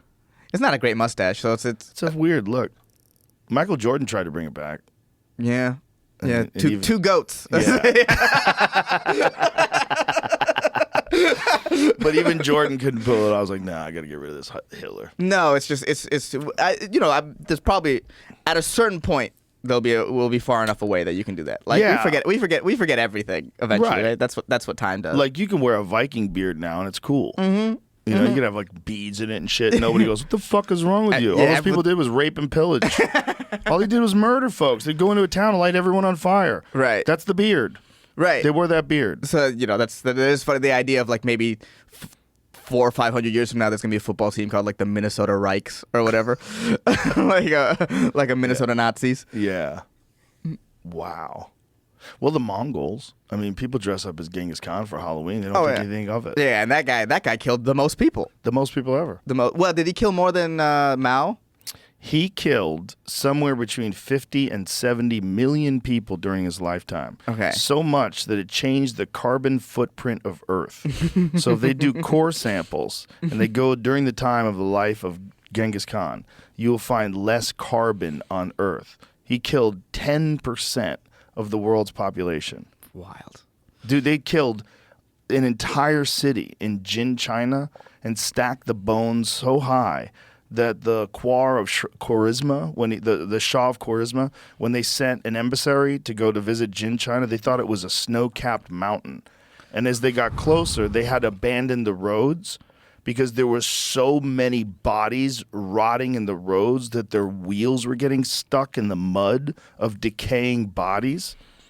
And then when they finally got to the city, they realized that thing that they thought was a snow-capped mountain was a pile of bones They were. in the middle of the city. They killed 1 million plus people. They killed everyone in the city. Yeah, they did some wild shit. Wild shit. Yeah, I didn't they make like all the men at one city just watch as they murdered all the women and children? They did all kinds of stuff. They did like some that. wild.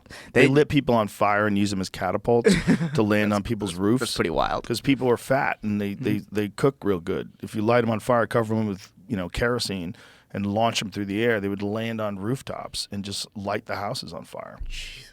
Bro. Dude. Bro. They would take people like generals and kings and put them under like a floor. So they would tie them down, and then they would put the floor on top of them, and then they'd put a table on top of the floor, and then they would all get on top of that table and eat dinner while these people were slowly getting crushed to death. Damn, dude. People screaming in agony, and they're just eating. Damn. They would eat each other. They would if they were starving, there's reports that they would choose one guy and they would kill him and cook him Damn, dude, ancient warfare is They brutal. lived off of milk and blood from their horses. So they'd take the milk from their horses and they would cut their jugular and take some of the blood and pour it in with the milk, and they would use that to stay alive. God damn. Yeah, dude. Yeah, imagine fighting someone and doing that. They didn't change their clothes. They literally let them rot off their body. They never showered. So they stunk. They literally had rotting, like, animal skins, oftentimes rat skins. Like, their entire garment would be made out of rats that they skinned and sewed together. And it would be rotting off their body. So far, like, since we're so far away, all this sounds like really badass. It sounds badass. All this sounds Right. like at the time that sounds absolutely horrifying, and Yeah. like having to face that army sounds insane. But so far away, it's like, damn, that's pretty Isn't metal. it crazy that over time atrocities like that become fascinating instead of like what's going on right now in Israel and Palestine, which is like too close to us. Right. You know, it's which- what's happening that now. was a normal Sunday for the Mongols. Right. Oh, well, you stormed a rave and killed you know, 200 people. I was gonna say, you know, the sort of benefit of having all these cameras and having all this information is that it is less brutal than that. Yeah. It is less brutal than that. So if you were to talk about like the hospital bombing, well, maybe if it's just a war of information and it hit a parking lot, well, 500 people aren't dead. It's just a hypothetical 500 people that are dead. It's like a Well, it's- Coleman Hughes said that it's actually probably somewhere between 50 and 100 people are dead. And that, you know, they don't even know what number that is because the original claim was that it hit the hospital. And in fact, the New York Times used an image that was not of that hospital in their story about the bomb from Israel hitting the hospital. So they used this destroyed building that wasn't. So, like, they put out a fake picture with a fake story. well, because I don't think anyone knows really what's what over there with the pictures Yeah, they're but getting. well, you can't fucking print that if Well, you're the New York yeah. Times. We're already struggling to trust you. Well, you would think you couldn't print that if you're the New York Times. At this point, it's more par for the course. It's like, oh, of course the New York Times would print that. But how? How are you doing that? Like, why are you doing that? The need for news to get clicks and ratings is probably one of the worst. Like, the amount of damage that the 24-hour news networks simply by existing have caused on us is huge. So from the news being a thing to be like, this is how we get out information, to being like, oh, we need to jack up and get ratings, and we need to make sure we have clicks and eyeballs. Like Yeah. that is damaging. And Right. you definitely are like, well, you know, if you're in the New York Times, you're like, well, if we just run with this now, the amount of attention that got, it was a whole day of everything on Twitter was about what happened there, who shot the rockets, where did it actually hit? It was all that. It was all, and I'm on Twitter, I'm checking these things too. And apparently, the way they found out that it was not Israel, but there's proof of it, was a video that was it CNN accident or Al Jazeera? Al Jazeera accidentally aired this video. And it was the video showed where the rocket came from. And it showed it going down in the city. And it showed going down where the parking lot of the hotel was, allegedly. Right. But even then, when you see Yeah. something like that, you're like, I don't know what this video's from. Yeah, that Unreal Engine, Right. I don't. right? I just assume that absolutely. I just assume that everything we're being fed about that is just a lie. Well, there was a bunch of videos that are being spread around at the beginning of the Ukraine war, and then someone said, hey, this is like literally from a video game. Like, this is a scene in a video. Wasn't that the case, Jamie? Yeah. Right. Which is bananas. It's wild. That's Banana- wild. But that's how good this fake shit is now. Oh yeah. And if the government is allowed to do that or does that if they're not allowed or whatever, they can do kind of whatever they want now and make it look real. Right. Oh yeah. I was thinking this the other day. What this has shown me is the importance of, if you're in a war, of having a social media manager. It's like, might as well be a general. Right. Might as well be a general. I mean, like the official Israel Twitter, the Israeli state Twitter is going crazy. They're like tagging Taylor Swift and stuff. They're like, I saw. They're tagging Taylor Swift. Why? They want her to retweet it? No, because her bodyguard is part of the IDF, I think. Oh, And he I went see. to go back and fight. You know what I mean? So they're like doing. Apparently, they ran. I saw a tweet about how they ran a sponsored ad. I don't know if that tweet is the picture of the sponsored ad is real or fake. You know what I mean? Like it's Right. It's even that. It's like, is that real? Is that fake? Because I can sort of see them doing that. Right. What is your thought on, like, there's people that think that Twitter should be regulated more. and that should be moderated more because of the false information that comes out. I think the community notes is the best solution to that. That's the best you can do, right? Because it's like the idea, the road to hell is paved with good intentions, right? So if you're like, let's make sure that no fake things are posted on Twitter, right? Well, then who decides what's fake? Right. And this is one of the things we ran into with the Hunter Biden laptop story. Right. And one of the things we ran into with Alex Berenson getting removed from Twitter for printing actual studies and talking about real data about COVID and vaccines. Right. Like, you can't do that. Like, in that, when they want to do that, they want to be able to shut up anybody that's doing something that's going to fuck up that business. Right. And if you're doing that on Twitter, then when you found out that the FBI was contacting Twitter, getting them to take things down, that is wild. Yeah, and it's very short-sighted too for people to be like, well, so you would, let's say, with that specifically, you'd be like, one of the people who are pro-vaccines, like, oh, well, this is the science, we're taking anti-science stuff out. And let's say that's what's happening, right? Yeah. And you're fine with that. But you are not seeing the fact that, like, that, whatever is happening there can easily just turn on you. Yeah. And be like, well, what he believes is wrong. You'd be like, no, but it's right. Well, not only that, the problem was they were stifling debate from real scientists. Right. Like Jay Bhattacharya, like people from Stanford, real epidemiologists, real virologists, real people that were saying, hey, this approach is wrong. This is not the way to do it. The lockdowns, school closures, masks on kids, all that shit. This is not right. This is not good science. And they were getting silenced. Right. That's when it gets crazy. When actual experts in the field who really know what they're talking about are not allowed to give dissenting opinions. That's the only way science gets settled. You have to have other scientists put the data to the test, and they have to be able to openly debate it. And when you can't do that, you're not doing science anymore. Now you're a mouthpiece for whatever, whether it's the pharmaceutical drug companies or it's the government or someone. Right. Well, they did it, and they also did a good job of getting like people. So, during the lockdown, I was doing this thing on TikTok where I would just grow my beard every day until the vaccine came out, and then I would shave my beard when I took the vaccine. So that's what I did. I got the vaccine beard. And then it was a fun moment. I had 40,000 people watch me shave my beard. It was like a good moment. That's ridiculous. But at the time, you couldn't have told me that, like, oh, okay, this is bad. This is bad. Because I was like, oh, right, this is. Of course they want us to get out of this. Of course they want us to, like, and so they did a good job of keeping us pent up for so long that when the only option was this vaccine, and they told us that this was this vaccine. Me and people like me would be like, well, all these anti-vax people are fucking idiots. This is a way out. Right. This is the way out. You don't want the way out? Yeah. And you couldn't have told me back then. It took me moving to Texas and then being here and being like, oh, they were just open the whole time and everyone's fine? Everyone's fine. But a lot of people got vaccinated here, too. Yeah, a lot of people had to for travel. They had to for work. And then this is where it became like weird for me is when they started forcing people to... When they started forcing people to, do it, and then, but at the same time, like, yeah, I know it's just weird. Like, why you have to go inside? Well, it also wasn't scientific because they didn't account for people that had been infected and had recovered, which was far superior protection than the vaccine was imparting.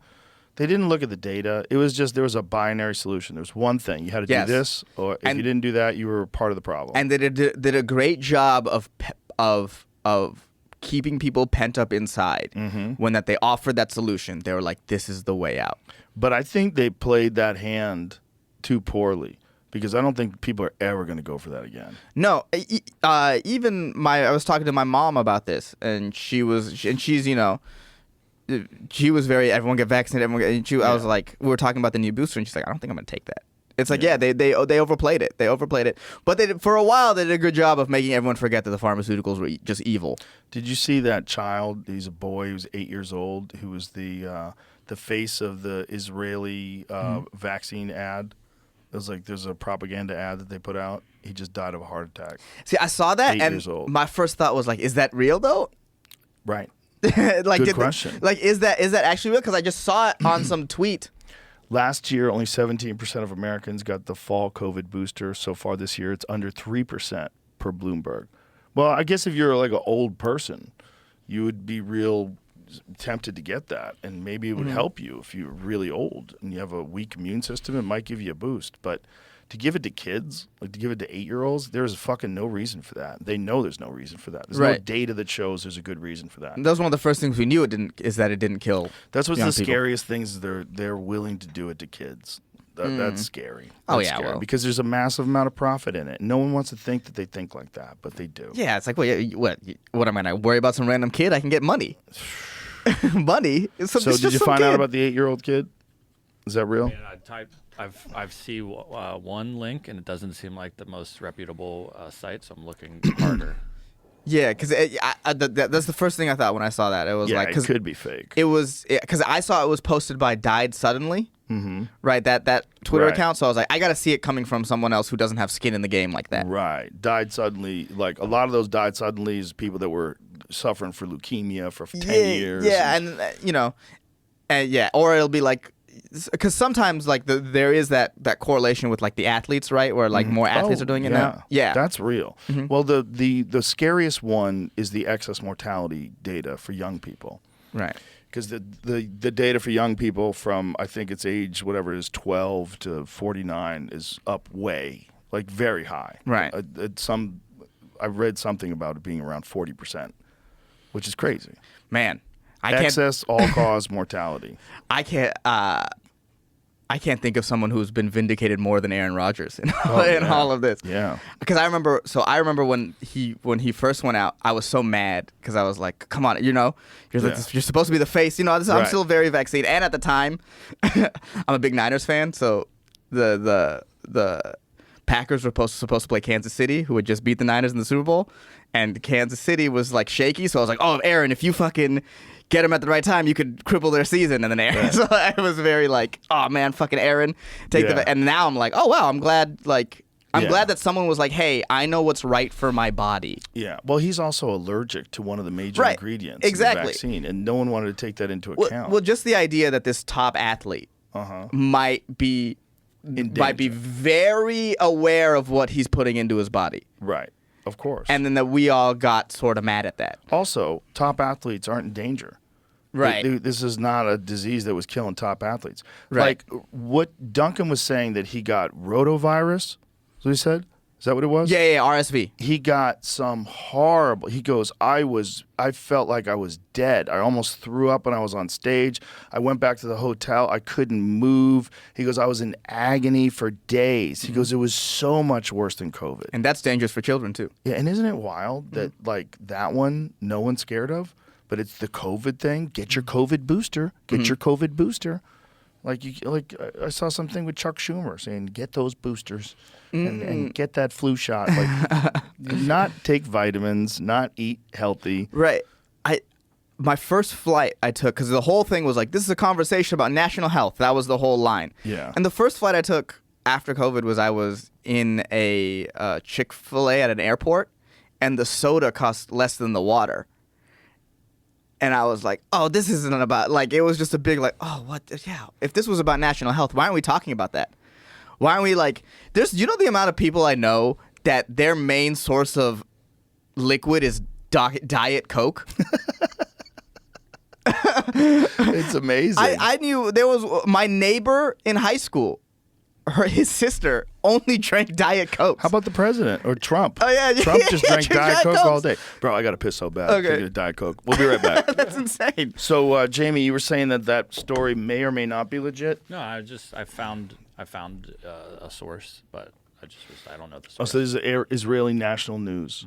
Child dies after nearly drowning on Yom Kippur Eve. He had a heart attack and then almost drowned in the bathtub. He had a heart attack in the bathtub and then almost drowned, and then he died. But this is the only source for this. So I mean, I traced it down to this looked like the best source for it. Okay. So it says he nearly drowned in the bathtub after going into cardiac arrest a few hours before Yom Kippur. Medics and paramedics arrived at the scene within a few minutes, gave him medical treatment, and performed CPR. When his pulse returned, he was evacuated to Hadassah Hospital in Mount Scopus in serious condition. The last few days, it seemed his condition was improving a little, but this morning he passed away. If it's true, that's crazy. But I still feel like I would say the sus meter in my head is still going off. Interesting. Is that a real paper? That's Israel what I mean. Like, National News? I checked on Is it? You sure it Wikipedia. doesn't come from China? No, I mean, 'Cause the that's- sites I was finding it from were like this. It said it was like according to reports, and it's like, okay, well, let me find your reports. So I that seemed like a legit site. I'll just leave it with that. Okay. okay. Because like it says the family made a statement. I was going to go with like the family statement. Then kind of trumps everything, and that's Yeah. where the statement came from, and that's what they're saying. So Well, obviously that's not normal. Right. Right. If that's real, that's crazy. Yeah, if that's real, that's crazy. But that's almost like what you have to say with any sort of news that you see now. It's like, man, if that's real, that's crazy. Yeah, we were talking last night about this Chinese website. Duncan was talking about it, right? Where it looks like a news website, Right. but it's all positive news about China.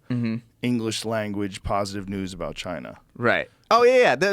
I remember being in a hotel room. This is randomly just like Sacramento Punchline. I'm just chilling in the hotel room, just going through, and then CNBC, I think it's CNBC, is one of those channels, is just running a piece about how great China is handling this and this situation. You see, CNN got chased out of Palestine yesterday. Aren't all the foreign news? Well, they were going after CNN. CNN was in Gaza with fucking helmets on the ground, and people were fucking screaming at them, "Fuck CNN." Ooh, well, oh yeah, like the people. Yeah. Well, yeah, that makes sense. If I'm a Palestinian civilian and I see American news networks, I'm not like, Yeah. I'm like, oh, the amount of damage you've done against us. That's how I'd feel. Well, that's how they were feeling. Yeah, I mean, yeah, that makes absolute sense. It's like, I don't know, they sometimes have this like, oh, we're Americans, we can just go anywhere. It's like, we've done a lot of damage around the world. We definitely have. Jamie, I'm going to send you something else. Go ahead. I had this thought. Do you think, so like there's this migrant crisis that we have now and this sort of migrants in Europe. Do you think that is the natural end state of imperialism? Well, it seems coordinated to me. I can see how it's been helped. It's definitely been helped along. But do you think that, because a part of me feels like, oh, this is kind of what happens when you go into these other places and sort of destabilize them, is that eventually it comes back to you. What do you mean? Like, so we've done a lot of like, I would say bad in Central America and just sort of destabilizing governments and propping up sort of these rebel groups and helping along the drug trade, that all this destabilization eventually would make people go, well, this is the only thing we can do is leave here and go up to the place that, we're kind of being told is the best. Yeah, and if it's available and you can just walk across the border, And then if on you that, get yeah. across the border, then you can vote. Yeah. Did you see where they're sending Venezuelans back? No. Yeah, That's we talked about it but just yesterday. Venezuelans. Just Venezuelans. Just They made a Venezuelans. deal with the Venezuelan government to send the Venezuelans back. Ooh. To deport them. That's Because they have a socialist Spicy. government, and those Right. people are going to vote just like Cubans do. They're going to vote for Republicans. And they don't want to bring They them don't over want to here. bring that over there. Yeah, you got everyone's welcome except Venezuelans.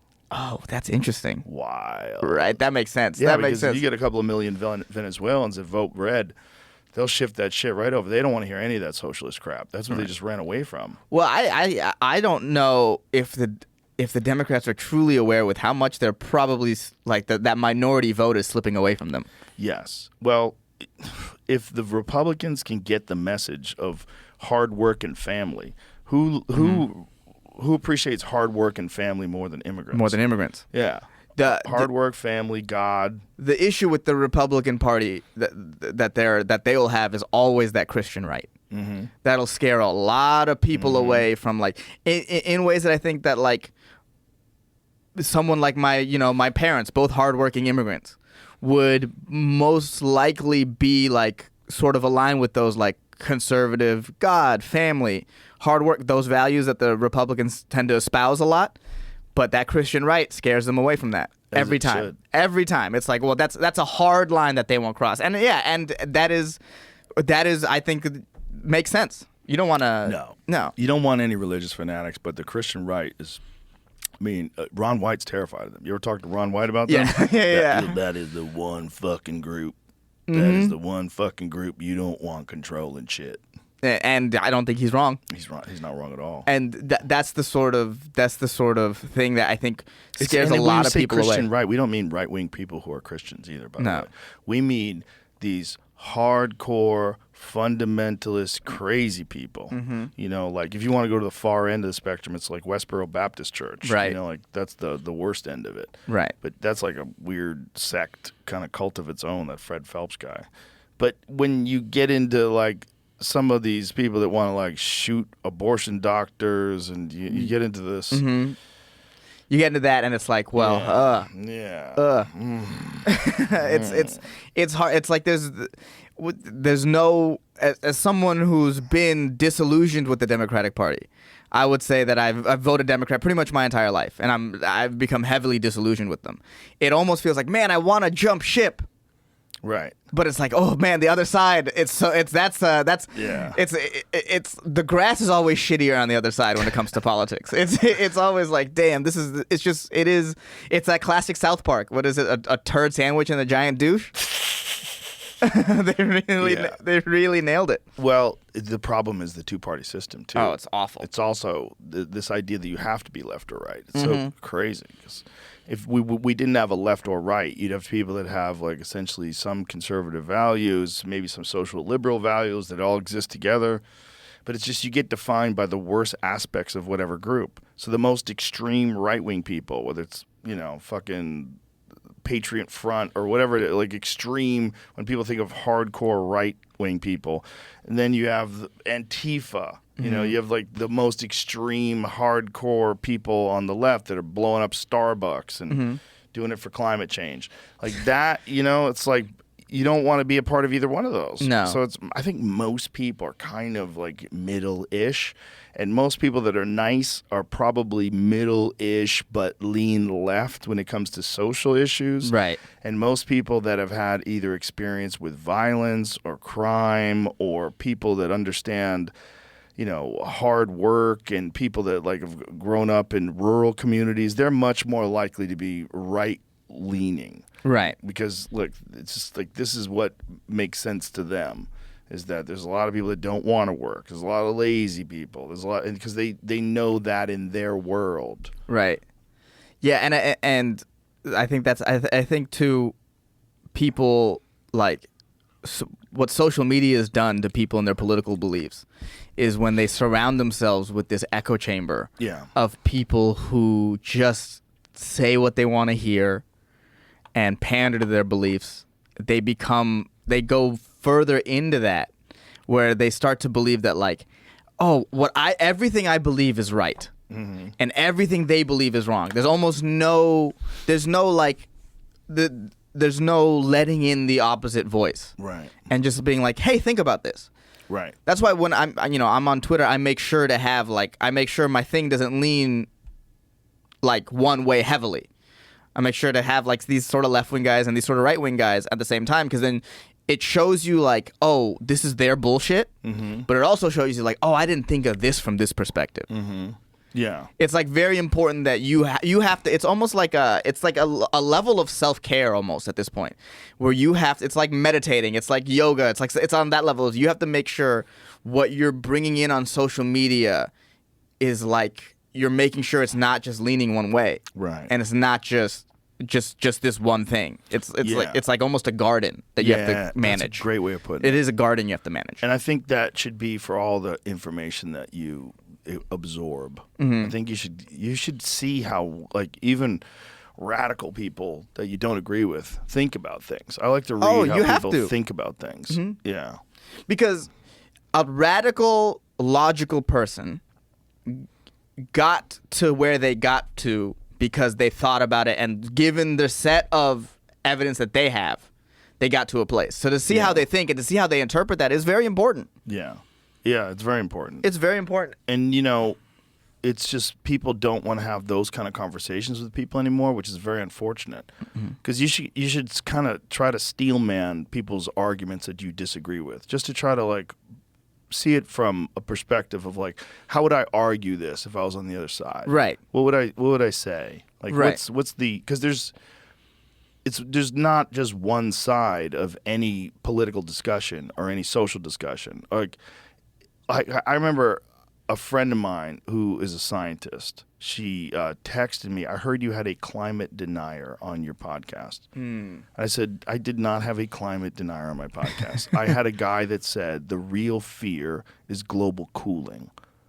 Like global warming, he goes, it's not going to be good for America. It's not going to be good for the world if the country heats up. But we will, as a human race, be able to move into new territories that were uninhabitable before. There will be an expansion of places that people move to, and there'll be places that people don't want to live anymore. Right. That's going to be true. Right. He said, but that's far superior to global cooling. He's like, global cooling is fucking terrifying. If you have an ice age, everything's dead. It limits everything. You're fucked. North America half of it was under miles of ice 12,000 years ago. And that is not because of humans. Right. It's not because the ancient humans fucked it up. The fucking Earth has always done this weird thing. It's never been static. It's never been stable. Never, right. ever been always 74 degrees on September 31st. Always. It's never been like that. There's highs and lows, and it's weird, and there's solar activity. There's a lot of shit that comes into play. There's so many things, and you're in some groups, you are not allowed to talk about the nuance of whatever this is. You know what I found out? We were talking about the other day. That the amount of carbon in the atmosphere that we're talking about when they're talking about like radically changing all electric cars and no one's going to own a car anymore and all this shit. The amount of carbon in the atmosphere right now is 0.04. It used to be 0.03, and at 0.02, plant life starts to die. It's greener now at 0.04 than it has been in decades. The world is greener now because plants use carbon. So plants inhale carbon dioxide, exhale oxygen. Humans inhale oxygen, exhale carbon dioxide. Fungi inhales oxygen and exhales carbon dioxide. So it's like there's a whole system going on to use that stuff. Right. It's not good that we're polluting the world. It's not good that we're releasing excess carbon. It's not good that we're monkeying and maybe even making the world hotter at an accelerated rate. But there's a lot of nuance. There's a lot of weirdness in the data, and there's a lot of unpredictability in these charts and predictions that they use. It's almost like again, a few years ago, if you had told me like, oh, we're doing global warming and we're on pace to, exterminate ourselves, pretty much is what they're trying to say, I've been like, yeah. And then it just sort of reminds me of the same sort of fear-mongering that they had with COVID. Well, during the 1970s, they thought we were entering into an ice age. Well, I mean, yeah, this is better than that. There was a Leonard Nimoy thing on, I think it was In Search Of, where he talked about the upcoming ice age. They scared the shit out of us. Well, yeah. And the way the media portrays it, too, because I saw this, like, I'm like most people, I get my news from headlines that I see on Twitter, and then I learn how to feel about it by looking at the comments. But I'm an average American. China are aware of that. They put bots in the comments. Yeah. Well, which is wild. It's very interesting to see how many things are, especially on Twitter, are like, oh, this is like totally fake. Yeah. But so CNN had put out a headline that the iPhone sends you the news headlines on the phones that says major street like a current on the verge of collapse due to climate change, and I was like, oh shit, we're in trouble. So I clicked it, and it said the Gulf Stream may collapse in 50 years. If maybe we, you know what I mean? The word may is doing a lot of heavy lifting in that sentence. Yeah. Like you got it. You got the scare and you got the click. Right. That's what the aim is for. Right. Right. That doesn't feel like, it didn't feel like it was some guy's opinion. I think it was like, it was very interesting. I was like, oh, okay. Well, remember An Inconvenient Truth? I don't remember that movie that well. That was the Al Gore movie. And I remember that movie started out. And him on the crane. I think that movie had some wild predictions that turned out to not be true. Right. It's something like the ice caps melting early or something. What did they predict? What did that movie predict that was not true? That did not come true? Because I think someone debunked it recently. And they made like a detailed list of all the claims and how off they are. But that was a terrifying movie. It was incredibly scary. Yeah. Made people care about the environment.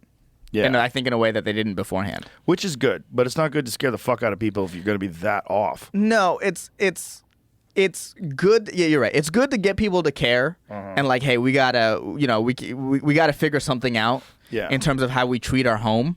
Yeah. Absolutely, we treat it poorly. We got to stop polluting. Yes, but Yeah. to make people afraid doesn't serve. It's just like you're making people more anxious. This is probably a generation that's very super anxious already to begin with. Yes. You're making people You're making people be like, I don't think you should have kids for the good of the world. Yeah. And it's like that's a wild thing to get people to get there, because you're going against some natural biological coding. Yeah. Like having kids is really what we're here to do on Earth. Yeah. More than anything else, we're Yeah. here to keep it going. So to get people so afraid to the point where they don't want to keep going with the species is wild. Yeah. But maybe we've hit that. I don't know. I remember in biology class seeing like population curves of like deer in a certain area and how they peter off and then they fall. Mm-hmm. Maybe we have hit that sort of top with humans. Well, when deer populations fall off, you know how they fall off? We kill them. Disease. Yeah. Yeah, disease and starvation. I was just listening to a podcast about this now. In Washington, D.C., outside area like Virginia, they have so many deer that they have a year-round deer season. So you can hunt deer 365 days a year. You can shoot as many deer as you want, and people shoot them in the suburbs.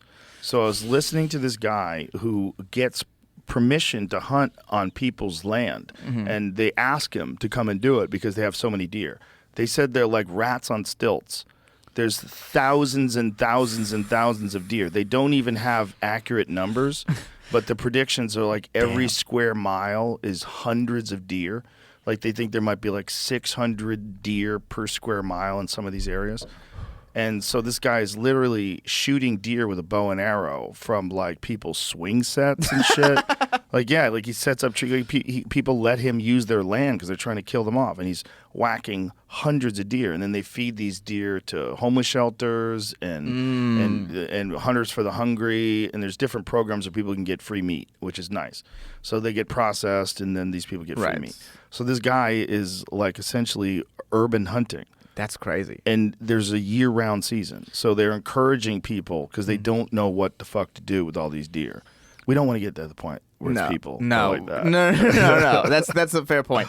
But yeah, I would always thought maybe we had just reached I don't think we reached that. You don't think we've reached that limit yet? No. I think there's a lot of issues, right?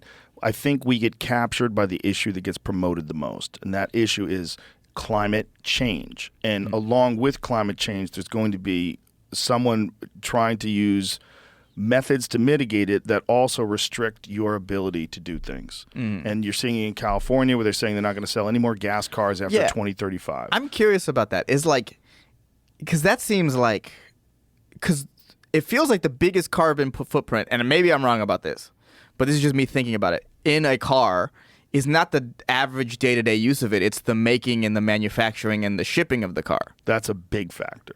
Those giant fucking boats that travel over from Germany with your Mercedes. Right. Like those things, this is how much they're putting out, okay? In the UN, I want to say 2018 or so, somewhere around then, they made new regulations for the emissions of those boats. Right. So these boats were emitting so much pollution that it was acting as a filter for the sunlight that was heating up the ocean.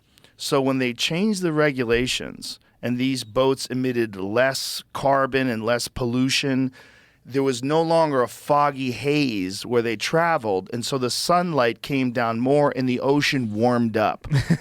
So it warmed up the ocean much more than they predicted. Right. So the pollution was actually protecting the ocean from warming quicker.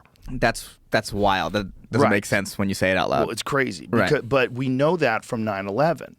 Because when the flights stopped flying overhead, I mean, I don't know how many flights fly overhead in the United States every day. Right. But when the flights stopped flying overhead because they had a cease on all airline flights, the Earth got warmer in the United States. Damn. Like measurably warmer. Damn. Because there isn't this filter of protection of those artificial clouds that people think are chemtrails. Not that there might not actually be chemtrails, because it definitely seems like they've experimented on that. Because it's one of the things they've talked about to mitigate the effects of this lack of pollution from these cargo ships is to spray shit in the sky that would also linger there and act to cool off there. So they're going to make their own pollution. That's so funny. And then the other thought that makes more sense and it seems more sustainable is actually to take ocean water and just spray it into the air and to have these machines powered by coal. No, just kidding. I don't know what they would be powered. Maybe nuclear power or something like that spray ocean air into the atmosphere and To that cool would it down? that would act as a layer of cloud cover. Interesting. Well, when you see a jet go through the air and you see those clouds behind the jet, Right. those are clouds. Right. And they're making everyone gay, right? No. No, that's the atrazine. That's the. That's a pesticide. Okay. Yeah. I lose track of my conspiracy theories after a while. No, but this is like real. Okay. What happens is there's at a certain temperature, the heat of the jet engine and combined with the condensation in the atmosphere, when there's a certain amount of moisture in the atmosphere and a certain temperature, it literally creates clouds. So as it goes through, the turbines, this incredibly hot thing that's spinning, it's sucking in air and pumping out clouds. And that's what those trails are when you see them. And they slowly dissipate over time. But as they dissipate, they form cloud cover. And it's actual cloud cover. So in Los Angeles, that's like most of the cloud cover some of the It's years. from planes. Fucking planes. That's weird. Weird. Because how many times do you go outside in LA and there's zero clouds? Right. A lot. Right. But then you see those contrails. And that's what, and so people that, don't look into that go, oh my God, the government's spraying us. Imagine if they were just spraying constantly. They're just spraying constantly. Prince used to believe that. Really? Oh my God, there's this crazy interview with Prince where he was talking about how when he was young, like everybody would be in the street having a good time, and then all of a sudden planes would go by and everybody would start fighting. And Prince thought that they were spraying like angry gas over the cities. I was like, yo, bro, you need to get some better friends. That's great. This is pre-Google though, Oh, wow. This is back in the Dizzy. Right. Where See you if you can find that. See if you can find that interview. I love that I interview. forget who Prince was talking. 2009. It wasn't that long ago. Oh shit, Damn. 2009. I don't know Prince. That's pretty long. Have a That's smile on Also, PBS. let's be charitable. 15 years almost. Let's be charitable. Prince had like severe hip degeneration from all of his dancing and everything. know He was that. in serious pain because he used to spin and do splits and all that stuff. Apparently, all those shows he fucked his hips up pretty bad, and that's why he died from fentanyl overdose. To mitigate the pain. Somebody had given him like a bullshit pill, which is what happens when a lot of people get opioids from dealers Right. instead of from a doctor. And one of the things that happens when people get addicted to opioids is they just need it, and they'll take that's how Tom Petty died. He got it from some guy who was working at a concert that he was doing, like a roadie or something like that. Right. Gave him a pill. Like, I need something, man. I'm fucked, because he was in pain and he was addicted to these pills, and so they gave him one and it had fentanyl in it, and he died. That's wild. Wild. So we lost Prince, and we lost him. We lost Tom Petty Off fentanyl. off fentanyl. Damn. Yeah. Damn. Fentanyl's out here putting up numbers. Right, and Prince was like super healthy, very fit. Ate really well, took care of himself. Still got hooked. Still. Damn. That Still got those hooked and died. opioids. Jesus. Did you see the Netflix thing, Painkiller? No, because I know if I watched it, it would just make me sad. Bro, I it'd just make you I don't angry. need to watch more sad things. It'll make you angry because Yeah, it's I don't not need real that. people. It's a docudrama. Okay. Matthew Broderick stars as the head of the Sackler family. Mm-hmm. Just Bro, what they did was horrifying. pure evil. Pure evil. Evil. Just sacrificing lives for money. For that profit. cash. Yeah. That Tricking cash. people. Tricking people into think you just need to stay medicated forever on heroin. Well, that's what they really push medicine in this country like crazy. Like crazy. Like crazy. When you first really start paying attention to it, you're like, damn, so many medical commercials. Yeah, so many. And a lot of them are just to like go after the effects of other pills that you're using. Mm-hmm. It's just it's Yeah. it's wild to think that like, oh, like doctors are not necessarily people you can trust. Well, they're a spokesperson for a larger organization that tells them what they're supposed to prescribe. And they're all captured. And these guys are all in the hole. Like for fucking The school medical debt. Yeah, school debt is insane, and you have so much money that you have to pay for insurance, and there's a lot of overhead, and it's a struggle. Right. You know, and they want to buy a Porsche.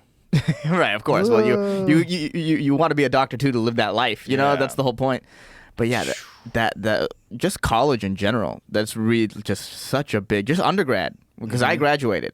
And one of the things that pushed me to stand up is I was in it and I was like, this is bullshit. This just all felt like bullshit. It's What was your major? I have a BS degree in cognitive science with a specialty in neuroscience or something like that. Interesting. Yeah. What did you want to do with that? Was that just like something that interested you, so you studied it? Or? Yeah, so in high school, I actually did a summer program where I got to do the effects of attention, and I had human subjects that I got to do it on at UC Davis. They got me in the special program to let high school kids run trials on people, and it was about cognitive science and attention. So I thought, oh, this is interesting, like how people pay attention, how we get to focus, how quick, like the way my program lead described how hard it is to hit a fastball was so fascinating. So like a fastball takes 0.6 seconds to get from a pitcher's hand to home plate, like a professional fastball, right? It takes you 0.2 seconds to even perceive that he threw it. The act of him throwing it, right? It takes 0.2 seconds for the actual move of the muscle. So that's 0.4 seconds already taken up by seeing it and moving. So the other 0.2 seconds, you have to decide whether it's in the strike zone, if it's a slider, if it's a changeup, if it's a, you know what I mean? Like if it's an actual fastball or something that's off speed designed to look like a fastball. And you have to decide, you know, am I going to swing, you know, like make all those decisions in 0.2 seconds. That really got me. And I was like, I want to study this. And I had a lot of good classes on it. I took the guy the phantom limbs pain, the mirror trick for people with phantom limb. V.S. Ramachandran, I think his name is. He was one of my professors. He was really cool. The thing I took away from his class is I learned why people have foot fetishes. Why? It's because there's a map in your head of the human brain. There's a map in your brain of your body. It's called the homunculus, and in it, your feet are next to your genitals. In your brain, like in your Really? yeah, and sometimes those get wired and crossed. That's why foot fetishes are like one of the more common fetishes. And in fact, like people who had like amputated penises or whatever, they can say if they rub their feet sometimes they can still feel it because the foot neurons have just like taken that spot over. Fascinating. Right. Yeah. He was one of my professors, but that's what I went to school with. Eventually, like I wanted to. I was basically I did the Indian thing of like the brown thing of being a doctor. That was the thing, you know. Yeah. All my family, like my cousins on my mom's side, were all really close. It goes like pharmacist, dentist, physical therapist, pharmacist, me, doctor, dentist, doctor. You know what I mean? It's like it's all that. Right. I come from one of those families, you know. And I knew I kind of never wanted to do that. I did this game plan where I figured out that I could get my BS degree without taking organic chemistry. Like there was a path for me to get the degree without taking organic chemistry. But you need to take organic chemistry to go to med school. So what I did is I didn't tell my parents I didn't take it. And then when I was like, oh, I'm a couple credits away, give me an extra year, it bought me some time. And then starting from year 2 is when I started writing jokes. Year 3 I was on stage. So you had a plan. I had a plan. I knew I wanted to do comedy. At a certain point, it was just that's what I was good at. That was my skill. My skill was making my friends laugh. Well, I would think that understanding how brains work would help that. Yeah. So the one thing I took away from that is like the focal point. We have like sort of when we pay attention to like an array of things. There's like and this is from my very limited understanding from what I remember, but there was like focal points that your attention is sort of primed to. So what I'll do now is like, because I use the stage a lot more now when I perform, when I'm done with a thought or like a long thought and it's time for a new one, I'll go to either the stool or the mic stand, whatever felt natural, and I'll touch it. And then it's time for the new thing. And that after every big punchline, after the closing of every thought, I'll go back to that point and I'll touch it. It's a new thought. Wow. That's the one thing I've taken away. That's the big thing I've taken away. So it's just they're subconsciously now that they know that every time I touch this thing, it's a new subject. Interesting. That's definitely the one thing I took away from that. Yeah. So and you know, I'll just whatever it is. After the first thing, after the first big like pop, I'll either touch the mic stand or the stool, whatever one I'm closest to, and then I'll just go back to that. What would you do on a stage with no mic stand and no stool? I would pick a spot on stage and look down. Oh. So Have you done that before? that because sometimes. Because now it's to the point where it's not like the stool every time. Like sometimes it's like, oh, this joke is a stool, next joke is here. So I'll just like get them used to like every time I do something interesting, it's a little different.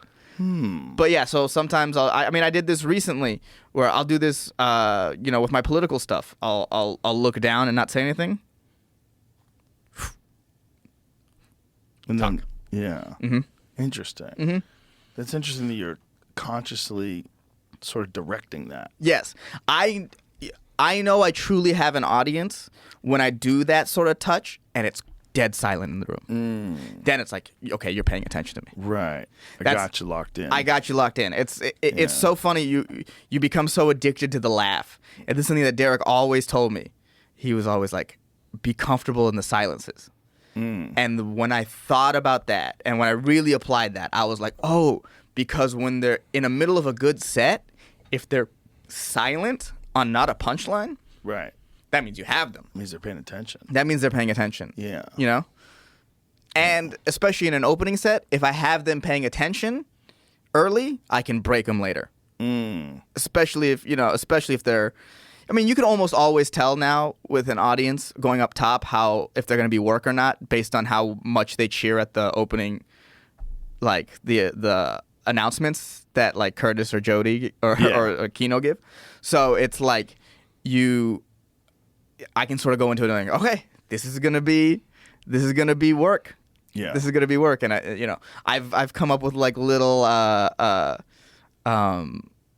sort of rituals now backstage too. I've sort of incorporated them. Like I'm not a big UFC fan. Like I've never, that's never really been my thing. But I'll do the thing where, because I know Adesanya is a big anime fan and Naruto. So and growing up I love Naruto. So I have a little hand signal thing that I do as well. Because there's Probably shouldn't have admitted that. yeah, no, I'll say there's a one move where they breathe fire. So I'll do the hand symbol and then it's time to breathe fire. Ooh. That's what I use it for. Ooh. Yeah. It's time to breathe fire. That spot is so interesting because you're basically setting up the hypnosis, right? The opening spot, right? I always said that comedy is, in a lot of ways, is kind of a group hypnosis. When someone's on stage and they're killing, I'm letting that person think for me. They're taking me on a little ride, and I'm just surrendering my attention to their mind. And if they're doing it well and they're not clunky, it's like they'll take you on this nice journey, and it's really fun, right? But you got to establish it. You're the first. Right. It's almost like if we're going to use the I'm kind of the first hypnotist, but my job is to get them comfortable to be like, oh, I can sit in the chair where they can hypnotize me. And Right. Obviously I love those sets where they love you up top and you're just like the second show yesterday. Yeah. Oh, from the beginning I could do no wrong. They just automatically loved the fact that they were here. But I really love those sets where it's like, oh, you didn't want to like me. You didn't want to like me, and I got you. You had some preconceived notion, especially some guy in Texas of maybe how I look, how I talk, where I'm from. Yeah. And I broke through you. Yeah. That's always the best. It's always a disaster when we have William go on first. William going on second is great, especially if they know William. It's great. But the problem with William going on first is he's so bizarre that people go, "What the fuck? What am I seeing? Why does this guy hate Paul Walker? Like, what is going on? What's here? going on at the Chupacabra Cantina?" Yeah, it's just, it's an interesting dance. It's a dance. It's definitely a dance. Yeah. And the way I described it to someone recently, it's like I'm teaching them where to put their foot. Mm-hmm. And if they step on me, that's fine. Or if I step on them, it's fine. We're sort of learning for each other. But my job is to get it so whoever's on next, so Duncan yesterday, that they're automatically like, oh, Duncan steps here, we'll step here with him. Like okay, the last guy taught us how to dance, now we can dance. Yeah. You know? Yeah. So it's a good like lesson in staying in the pocket too. Mm-hmm. Of just like don't quit on this. I know it's there. Yeah. Don't quit on this. And it helps like now, like my showcase set yesterday, I was in the middle of lineup and I was like, I have to do all this new material that I've been writing since Shane got here. I have to do it and I have to be okay with it not doing well. Yeah. And I have to just stay in the pocket and figure it out. Figure it out. That little room is the greatest for that. Mm-hmm. That little room is like truth serum. Well, that's something too that I think that's something that you are great at. Is that like you will give a bit of space. I'll never forget after I think Triggered. Is that the one you did the Kardashian bit on? Right. After Triggered, you came into the comedy store, to do 30 minutes or whatever, and it was just all brand new material, and it was just not working.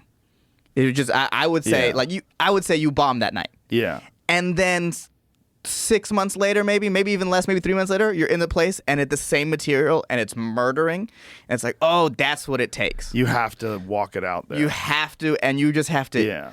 You have to be okay with it bombing at first and trusting yourself to be like, I'll figure out what works about this. And you also have to do it the wrong way to figure out how to do it the right way. And sometimes you'll go at it too hard, or it'll be insincere, or you'll be pushing it, or you'll be too performative, or it'll be clunky. It's not thought out in your mind. But the only way to get it good is to do it again and do it again and do it again. And sometimes, I want to bail on bits because like, God, this bit keeps eating shit. But I know there's something there. I just have to figure out what the approach is. Yeah. Like I know I can get into that cave. Now I'm stuck. I got to back out. Let me figure out how to get in the cave. Maybe set it aside for a while. Mm-hmm. Sometimes I'll set it aside for a year. Mm-hmm. I have like a whole folder of bits that are like incomplete that I started and I never put them on anything. It's just like something about it always felt fake and I'm like, maybe I just needed new eyes. And then sometimes they'll tie into other bits. And then it will be like, this is why it makes sense now. Exactly. Right. It's like you have parts that you can use. Like, oh, I got a carburetor that'll fit that. Hold on, let me get it out of the back. Yeah. I like looking at bits like that being like, oh, I'm just not, it's sort of hopeful. Just like, I get the idea. I'm just not good enough yet to get the idea out there. Right. So let me keep working on myself until this idea hits. Well, one of the things I learned from Richard Jenny, watch Richard Jenny, is like, almost anything can be a subject. Patton Oswalt was very good at that early in his career too. Like anything can be a great subject. And he would just, with great writing, any subject, they could turn hysterical. Right. And with Jenny, what Jenny would do is beat down every subject. Like when you thought he had covered every possible angle, bam, he was in with another one. Right. And I remember thinking like, God, I got to like expand my bit. My bits are too short. Like his bits are just these wonderful journeys down, like every subject was like punchline, new angle, punchline, new angle, punchline, another angle. You're like, oh my God, he's tying it all together. You're like, God, he's good. Yeah, the callbacks. It's like, I was watching Brian Simpson do just new bits, and his new bit was like 5-10 minutes. Yeah. And it's like, whoa, how on your new thought you've thought of all these angles? That's wild. It's always but it's also always nice to see like, damn, there's so much more I can do. Yeah. It's just it's inspiring to watch people be great at their craft. Yeah. It really is, because and it's also inspiring to watch everyone trying to do it together. Like I've always said, you never really find the best comic in the world by himself in like Pittsburgh. No, it's impossible. No scene. It's impossible. It doesn't exist. You can get pretty good in those spots if you pay attention to YouTube and you're like really a scholar of stand up, and you can get pretty good. But you're not going to be Shane Gillis good. Like you have to be around that heat. You got to be in the heat all the time. You can't walk into every room and be like, "Oh, I'm by far the best comic in the room." No. Eventually, that'll dull your senses. Yeah, it's bad for you. And you see it with all these sort of, I came from San Diego, which is a small city. That's where we, a lot of people who are at the mothership now, ironically, started. It's me, Derek, Brian, Jeffrey Berner, and then Taylor Tomlinson. We all started around that time. And there's like a lot of killers out there too that you might not like. Dustin Nickerson and Zoltan Cassis, murderers out there just doing the road.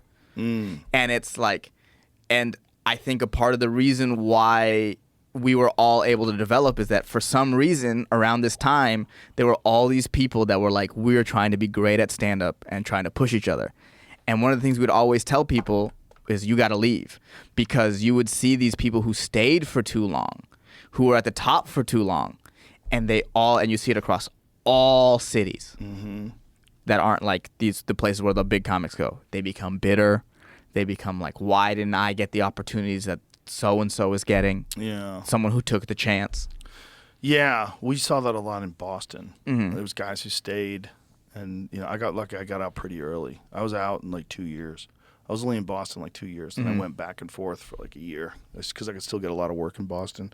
But there's guys that stuck around too long, and they just rotted on the vine. And then they were always bitter that other guys had a national career. Right. And a lot of them have too much regional material, which is death. Death when you go. Stuff that kills in Revere will bomb in Cincinnati. And you're like, how? I remember there was this one guy in San Diego. He had a joke about a certain Arby's in like a certain part of town, and that joke murdered constantly. It would always blow my mind, because it's like, man, you can't do that anywhere else. This is joke about one Arby's. Right. But if he can do that about that one Arby's, he can do that about the Supreme Court. Right. He can do that about global warming. He can do it about any subject. Right. You just got to find out what's the angle. If there's a thing that makes you laugh, like we were talking about it last night, like we were talking about writing new stuff, I go, I just need subjects. I go, once I got a subject that I'm interested in, I can fucking write punchlines. I can write the funny stuff. Right. But I need things that excite me, that really do excite me to talk about. That truly, that you care about. When something comes up and it's like something that I'm actually like the Bodies Exhibit one, that shit took me a long time to figure out. How do you make comedy out of dead people? And there's parts of it that I couldn't make work. There's this one lady who was having an affair with the mayor of this town, and she was on a news broadcasting show, and she got pregnant, and the wife found out about it. The lady went missing. She was scrubbed from the internet. The wife of the man who was the mayor, who this woman was having an affair with, the wife was the manager of the plastination plant that turns people into statues when they use them for the Bodies Exhibit. And then months later, a woman with an 8-month-old baby was on display. A woman with a 8-month-old baby on display in her womb. Her proportions exactly match this missing woman. They won't do a DNA test. They won't. Never done that. Damn. This woman was then afterwards. This woman who was the manager of the plastination plant, who was married to the mayor, was arrested for murder, charged, tried. She didn't go to the trial. She had a stand-in go to the trial. So there was a woman who, raised her right hand, did the whole thing, got tried and convicted, who wasn't her. Whoa. So I don't know how that works, but I would imagine you bribe the family. Right. You'd be like, hey, you stand trial for me, and we'll give you money. You're going to be in a nice prison. It's no big deal. Right. For 10 years, and we'll give you, more money than you ever made in your life. Right. And so they would sacrifice their kid to go to jail. So the family... Man, China don't fuck around. China don't fuck around. China don't fuck around. They don't fuck around, dude. They don't fuck around. They always said that the World War III would be on the internet. And if that's the case, they are winning. They're definitely making a lot of good moves. They're making a lot of. If you were to look up at the whole thing, you look at China, you'd be like, damn, they are doing the right things to be in a place of a very powerful position and very soon. Yeah, it's pretty wild. If they're not there already. Well, it's also then there's the race for AI, which is very terrifying. Like if they get sentient AI before we do, they can use it to do all kinds of things. Sentient AI is fucking wild. It's coming. I said it at the green room. We're gonna spark a soul. Yep.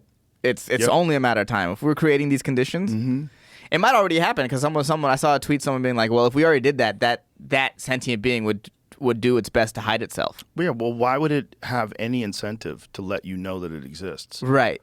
It wouldn't have any biological needs that we have, like the need to show itself, the need to brag, the need to like get validation, or the need to control, or the need to push its ego on people. Well, you know what? I have thought about that, of just like AI being like, oh, this sort of cold calculating sort of thing. But like, okay, they say that we're made in our creator's image, right? So why wouldn't that also apply to what we're creating? Meaning that maybe if we do spawn sentient beings, that they would just be as ego-driven, as greedy, as you know, the thirst for power as us. Well, if we gave them incentives, they would be. If we gave them incentive to succeed. Like the reason why people work so hard is because you get a reward.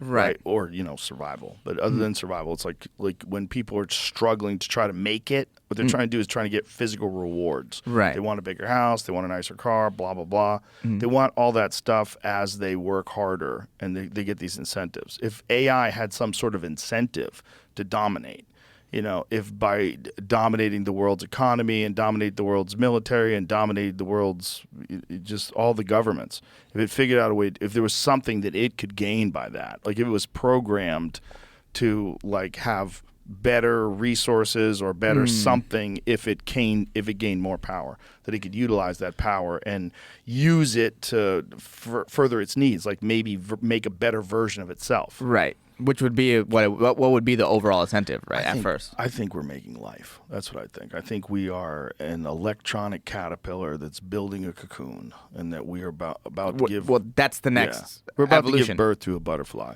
Yes. And that butterfly is probably the next stage of life, and the next stage of life is probably going to emerge from human creativity and technology. And it's probably going to be a superior life form. Right. And it's probably going to be a god eventually, because it's going to get better and better and better. I mean, maybe that's where it all comes from. Maybe it comes from human creativity creating something that can create itself far better. And then if that keeps going for 1 million years, it's going to figure out much better power sources. And it'll create something. Yeah, and it's going to be able to travel in ways that we couldn't imagine. I always thought that was funny, like AI, like 30,000 years from now, we'll be arguing, did God make us or did we come from monkeys? And the answer is both. Both, yeah. Well, I've been playing a lot lately with the idea that the whole universe is God.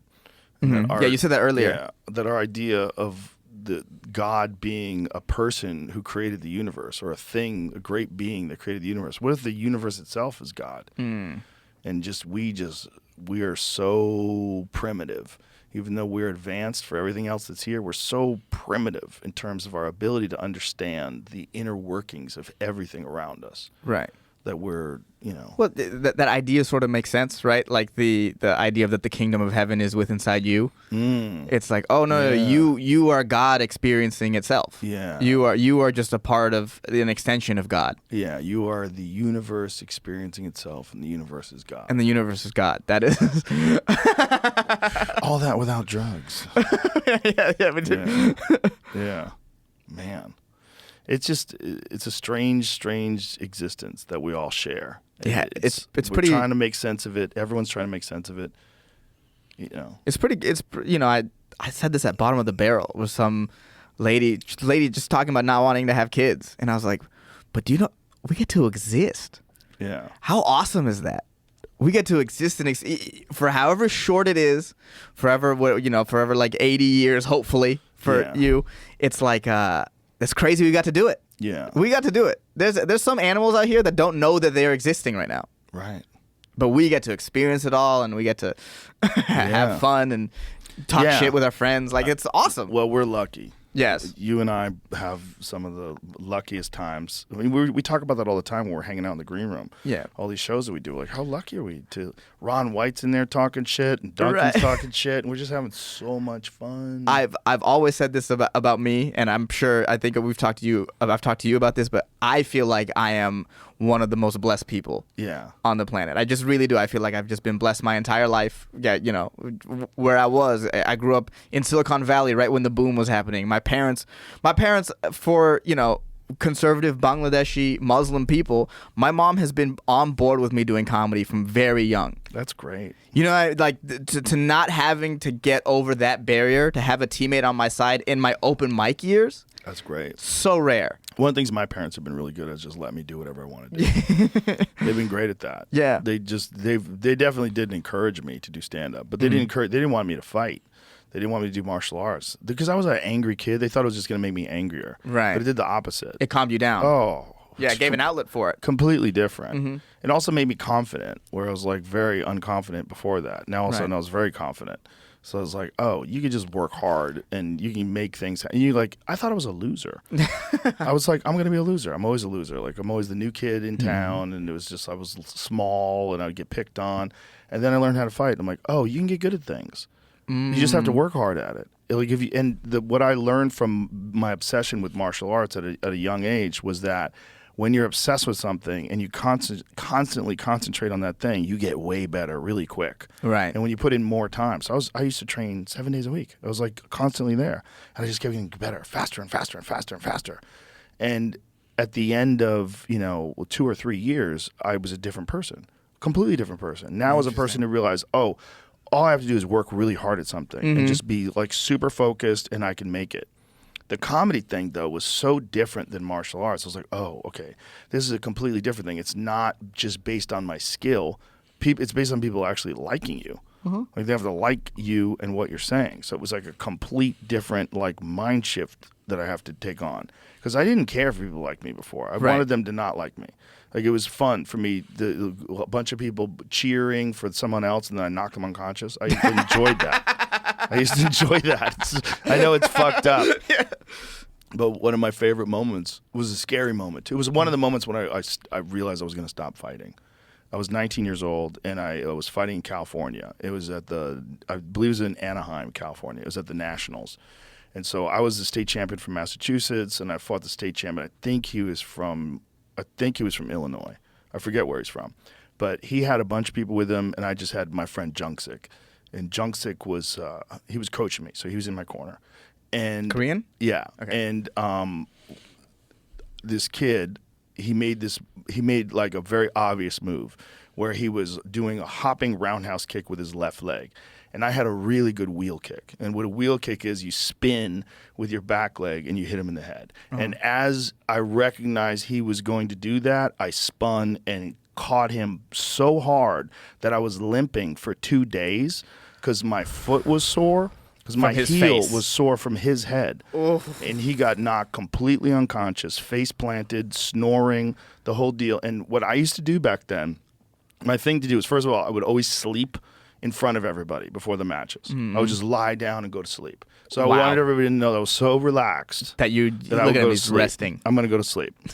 and then when I would knock people out, I would always just walk away like it was nothing.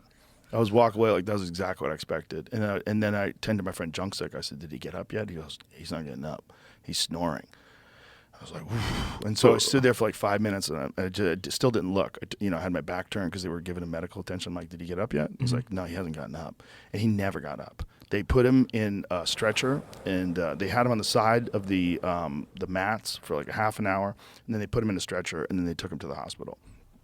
And I got back home to California, and my instructor, who wasn't there for the fights, he's in Boston. So I got back home to Boston. And he said, "You had a great knockout." He goes, "I heard you had a really great knockout." I go, "Yeah." I go, "I thought he was dead." He goes, "Sometimes they die." And he walked away. And I was like, sometimes they die. Like, I'm them. I'm they. Yeah. I'm like, I wasn't the best. I wasn't the best in the world. Like, I could get knocked out too. Yeah. Easy. Even the best in the world can get knocked out. Damn. I watched a lot of guys who I looked up to get KO'd. And then I remember thinking at that moment, like, ooh, what am I doing? Like, what am I doing? So what made you think that you could do stand-up? Like, did you always think that you could do it, or was there a moment where you're like, oh, I can do? I was talked into it. For me, it was a bunch of. I remember one of the exact moments where one of my friends was like, "You should try stand-up." This was back in like 2012, and Coachella just happened, and there was that Tupac hologram. I think that was like 2012, and I just remember just ranting about it, and then I said the words, "It's crazy that we brought back Tupac before we got out of Afghanistan." And then one of my friends was like, "There's an open mic you should go try." Oh wow, that's a great line, and it is true. It's Yeah, like, whoa. yeah, and by a decade, but before But they made him Afghanistan. jacked. Yeah. Tupac had been doing CrossFit. He came back jacked. He was so much more jacked than he was in real life. Yeah. I got talked into it by guys that I used to do tournaments with because we would be like on a bus to a tournament and everybody was so nervous. And I would do like gallows humor. I would always be making everybody laugh because I was always looking for attention. Right. So if I get attention by making people laugh, And it you was do it. Yeah, so it was always like making fun of stuff.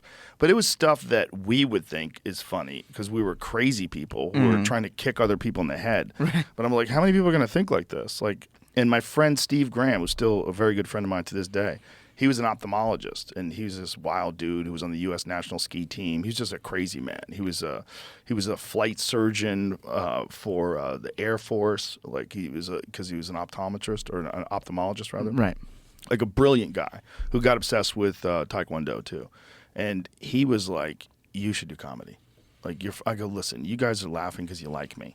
I go, other people are gonna think I'm an asshole. Like this kind of things that I think are funny or fucked up. Right. And he talked me into it. And I went to an open mic the first time. And the first time I went to an open mic, I remember thinking, oh, some people suck. Like I thought comedians were like, I was gonna go see Richard Jenny, followed by this guy, followed by Jerry Seinfeld, and I can't go on in front of those guys. I can't do that. I'm not good. And when you go to an open mic night, you realize, oh, everyone's just beginning, and they're all clunky. And then I realized, like, okay, maybe I could do this. Oh wow. Yeah. And then I first time I got on stage, I was terrified, but I didn't do terrible. I got a few chuckles, Do you a laugh remember here and there? Do you remember any of your first jokes that got a laugh? Yeah. This is something about hot girls not getting speeding tickets. The cop pulls the woman over. Do you realize why I pulled you over? No. Do you like my tits? Yes, I do. Here's a warning. No, that's it's so stupid. That's a very like you can just now that you've been doing comedy for a while, you can see how rudimentary that joke is. Oh it's yeah, so funny. clunky. Yeah, I had a joke about license plates from New Hampshire that say "Live free or die." I'm like, those plates are made by prisoners. Do you know how annoying that must be? To be locked in a cage every day, just fucking live free or die, and you just want to fucking get your head in that press. And it was just dumb jokes. They were just real clunky. Yeah, I love first premises. Yeah.